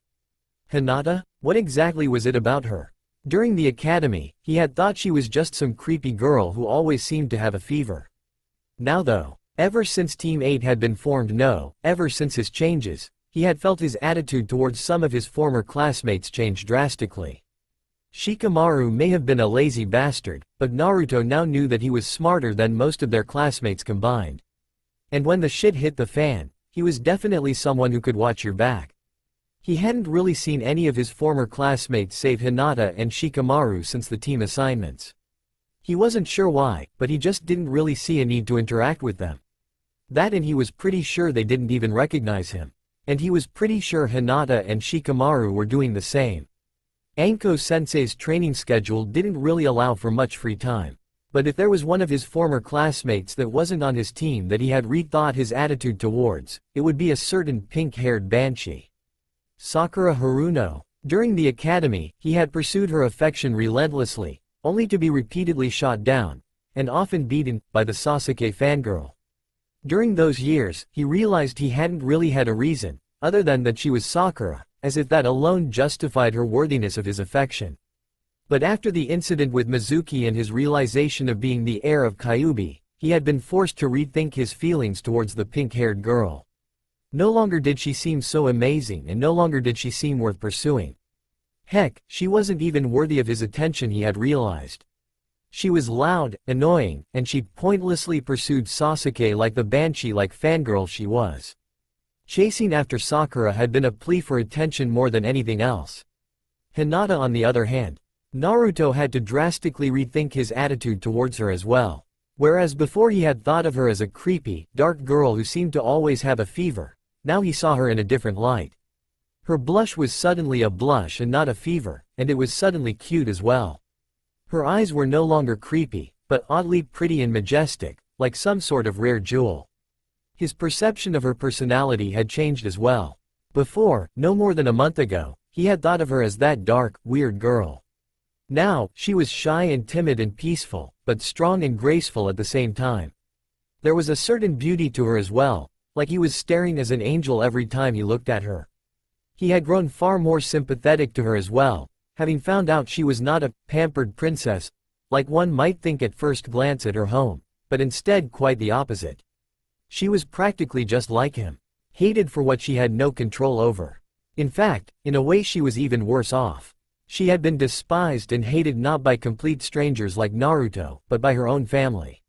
She was in many ways a kindred spirit to him, and she had taken the realization of his identity not with anger or fear, but with acceptance and sympathy. He wondered, is this how he should feel? Was this what Sasuke's fangirls had always been preaching, that their object of their affection felt towards them? Was he actually falling in love with Hinata? He also wondered, could she feel the same way about him? It was true she was kind and sympathetic to his situation, even in a similar one. So, could she feel the same about him? But then, no one had ever seen him like that before. It was true that she was his friend, but could that develop into something more? His thoughts turned back to all the times he was shot down by Sakura, all the times his attempts at gaining her affection, nay, attention. Would Hinata not see him like that? What guarantee was there that she would feel the same way about him? Would she break his heart just like Sakura had? Deep inside Naruto's mind, Kyuubi shook his head in sympathy. It truly was a terrible thing that the villagers had done to him.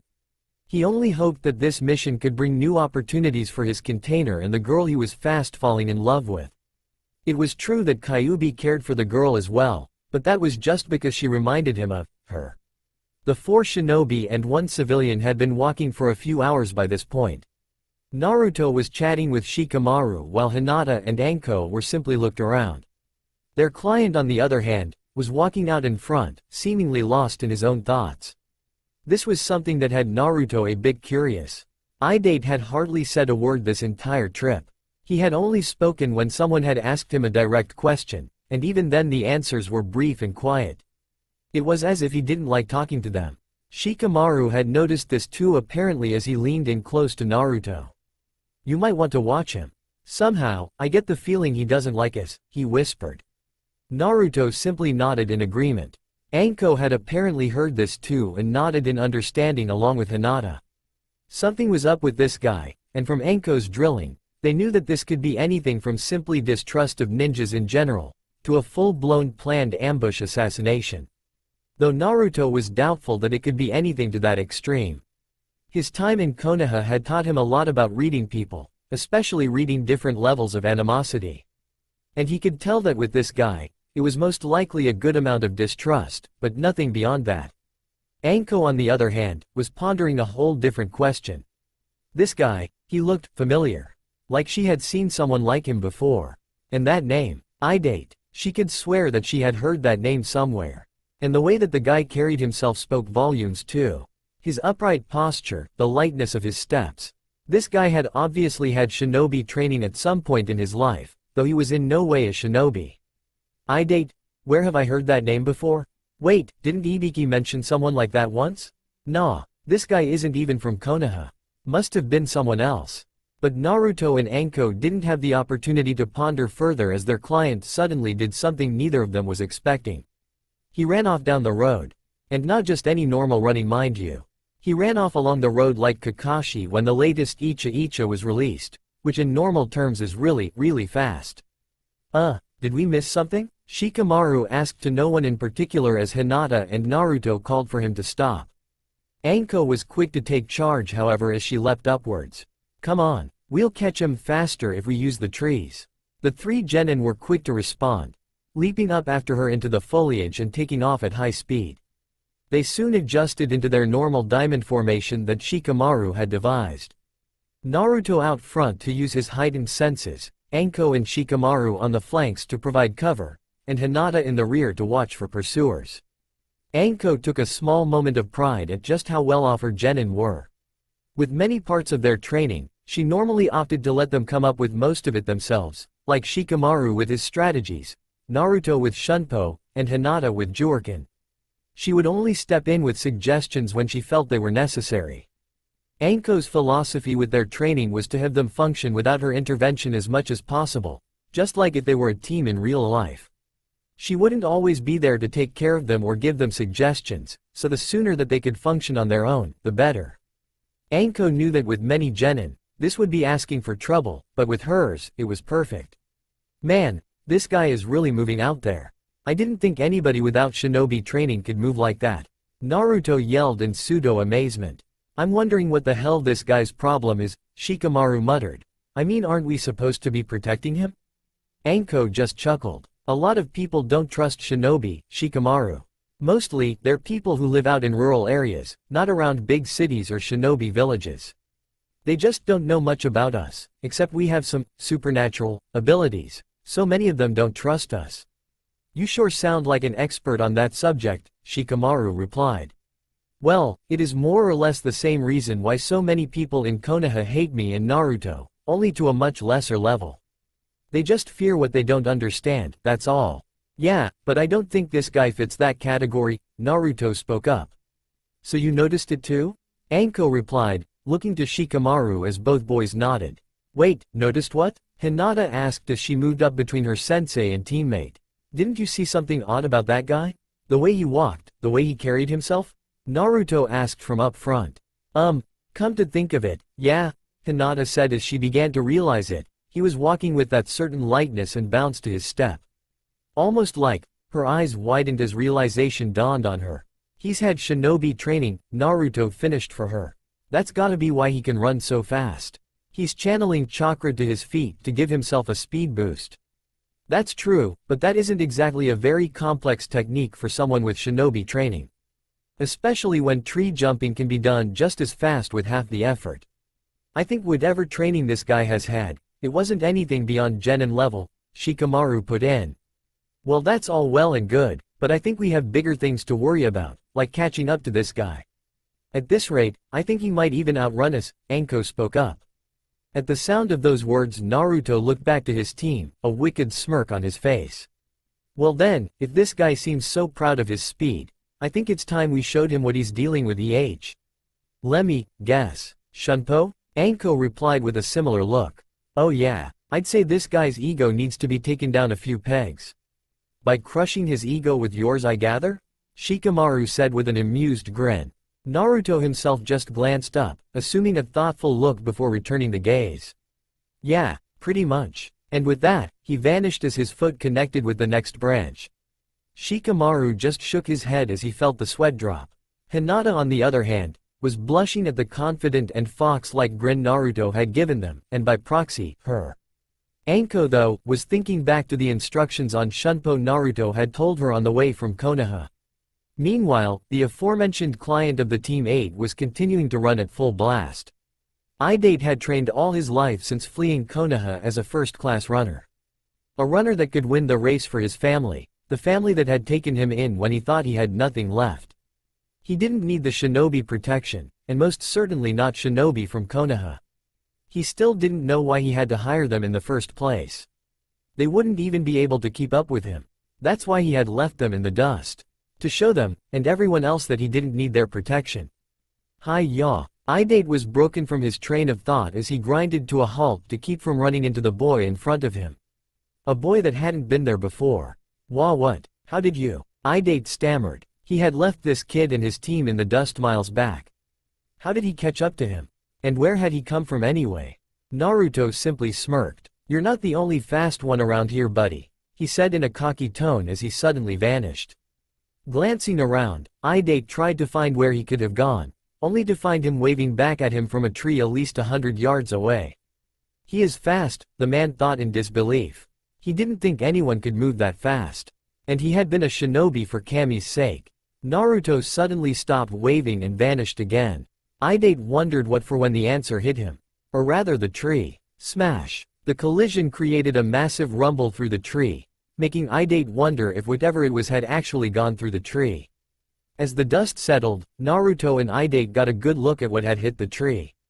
And then the latter gaped while the former palmed his face and sweat dropped at the same time. Implanted into the side of the tree, with the usual swirls of confusion, dazedness above her head, was Anko. Pulling one of her hands from the bark, Anko gave Naruto a thumbs up as a muffled voice came through. "I'm okay." She promptly fell out of the tree and onto her back, her eyes swirling in dazedness. Naruto just shook his head as he leapt down to her, noticing that Shikamaru and Hinata had arrived and were looking over her as well. "What did I tell you before?" Naruto asked in a scolding tone as soon as he knew that Anko could hear him. "You have to make sure you're going in the right direction when you jump. Otherwise you'll just go smashing into things at 100 kilometers an hour. Yeah, Anko said weakly as she tried to stand, Naruto and Shikamaru moving to help her. As they did, Naruto got under her arm to help support her and Shikamaru did the same, at least tried to. As he moved under her arm, Anko tried to scratch her sore head, pulling her other arm from Naruto's grasp. Unfortunately, she was still quite a bit woozy from the blow to her head and in no real condition to stand. So since Shikamaru was currently trying to get under her arm, physics and gravity kicked in. The result being that Anko did something that would be natural in her condition. She fell on Shikamaru. "Ow," Anko muttered as she tried to clear her head. Anko-sensei," Naruto said, a bit of a chuckle in his voice. As said purple-haired women looked to him, Naruto pointed to what lay beneath her. "I think he needs to breath." For you see, Anko had fallen on Shikamaru face first. Now normally, this might not be a problem. But considering that it was Shikamaru, it was. Because since Shikamaru was quite a bit shorter than her, his face was currently smashed into her very ample chest. "Oh," Anko quickly got up, quite a bit embarrassed at that while a red-faced Shikamaru sucked in the much-needed air. "Gah, what is your problem, woman? You almost suffocated me." But don't you think that was quite an enjoyable way to be suffocated, she said with a smirk, referring of course to Shikamaru's flushed face, a face obviously not flushed from lack of air. A blush that only got a deeper red at this point. Naruto and Anko immediately broke out laughing while Hinata giggled a little at their teammates' embarrassment, while Shikamaru muttered something about crazy perverted senseis. Idate on the other hand was recalling what the old man, the closest thing he had to a father in years, had instructed him. "Sigh, I guess I don't have a choice. He wouldn't like it if I tried to ditch the shinobi he hired. And I guess if they can keep up with me I could use their protection, I suppose." In the trees above them, malicious eyes watched from under a large bamboo shade hat. That's all for now. If you enjoy then please like, share and do comments.